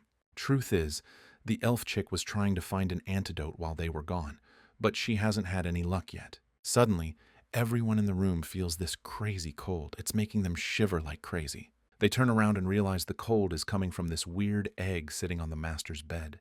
The Lord totally forgot about his reward. The heroes walk over to the bed to get a better look at this strange thing. This egg's radiating so much cold, it's like there's a freaking ice monster trapped inside. Zoe touches it, and the Lord suddenly notices how red her cheeks have gotten. For some reason, touching this ice egg feels incredibly hot. Seaway can't wrap his head around how two opposite elements can chill in the same object. Scanning it, the Lord's shocked to find out it's a bride in there, one he's got to carefully raise. Lori's checking out the weird thing, guessing there might be someone's kid inside. Seaway gently wraps the egg in a bedsheet. He gets the idea to give the thing to the players, so they can wash it real good every morning. But the egg blasts the Lord with intense heat, like it's telling him it's totally against that. Then Seaway suggests giving it to his maids, but it's still not happy. Only when the Lord decides to take care of it himself does the egg get all warm. Seaway figures he'll name the thing, and when he suggests Eggy, it hits him with a blast of cold. Zoe suggests the name Konai, which in the half-human tongue means mighty and noble. Now that the hero's got the name thing sorted, he hits up the system to give the players a quest. He tasks them with clearing the monsters out of the area around the town. The players are blown away by the huge reward Lord Sokol is promising for completing the job. They excitedly head out to wipe out those monsters and snag some high-quality gear, but one of the players isn't joining them. He'd rather build and expand, avoiding the bloody fights. Those who didn't make it into the first 500 players in Sokol's lands are kicking themselves for staying in this dump with the main character. Meanwhile, Hao is tearing his office apart because that freaking Seaway stole his divine essence fragment. And on top of that, almost all the demi-humans are now in Wintergrad. If the hero doesn't deliver a new batch in a month, the demons will show him no mercy. Suddenly, the Child of Destiny appears in the room, already knowing about the lost fragment. But he managed to study the orc artifact, and now he can grant his followers orc classes. Hao thinks this won't change anything, he's a joke now, but the Child of Destiny says he can help him out. Our hero needs to expose Prince Cologne. He made a deal for power and became a vamp. Plus, Hao's pact with the Abyss is unbreakable, so he needs to hit up the Church of Baldar. They'll help him with the demi-humans. When the war kicks off, the hero will lead the Child of Destiny's followers, stab the Prince and Falcon Lord in the back, and they'll split the loot. The ancient gods of Cain are waking up, and Seaway already has 4 vessels. The Child of Destiny snagged an artifact in the Cain Ocean that can wake the god of the deep sea, and Hao's gotta help him come back. He gives the hero a trident. He's got to use it to pierce the heart of a half-blood named Starry Sea. Hao examines the trident and notices some kind of weird dark stain on it. The Child of Destiny tells him to keep his hands off. That's God's corruption, and touching it will send him spiraling into madness. The system's pinging the hero with a new limited-time epic combat mission, Battle for the Capital. The other players get the same notification, promising a ton of rewards for joining the upcoming battle. Players are debating whether they should stick with the prince. They decide to serve whoever pays the most, since leveling up is all that matters to them. So everyone agrees they shouldn't get involved with the prince. Cut to Lord Falcon's office, where he's back at work on those half-human resettlement papers. Zoe knocks on the door. She's come to see Siwei to talk about the half-humans. She thanks her lord for helping her people out so much. Before the lord can even react, Zoe's on his desk, leaning in for a kiss. Meanwhile, the players who switched over to Lord Falcon's side are going hard against monsters in the nearby forests. They're racking up kills and collecting cores, which they can trade for gear later. Out of nowhere, a high-level forest spider-wolf attacks Frost. The guy's sure they can take it, but then he sees 100 eyes watching them from the bushes. They duck behind some rocks and notice the spiders have fear and frenzy buffs next to their health bars. This could be a monster uprising or a hidden quest. Frost's betting it's a hidden quest they gotta deal with. He shows his teammates the sword he got for completing a similar quest before. They need to talk to a key NPC, so they decide to head to Goodbay. The knight's surprised to see them showing up so late. But when he hears about a whole swarm of spiders heading towards the city, it's like Goodbay got hit with a bucket of ice water. He orders them to wrap up the monster hunt mission as soon as possible and get back to town. The knight's booking it to Lord Falcon like his butt's on fire to warn him about the invasion. On the way, he's thinking about all those times he barged into his lord's chambers at the worst possible moments. Right at the door, Godobai suddenly hears a woman's voice coming from the bedroom and freezes, unsure what to do.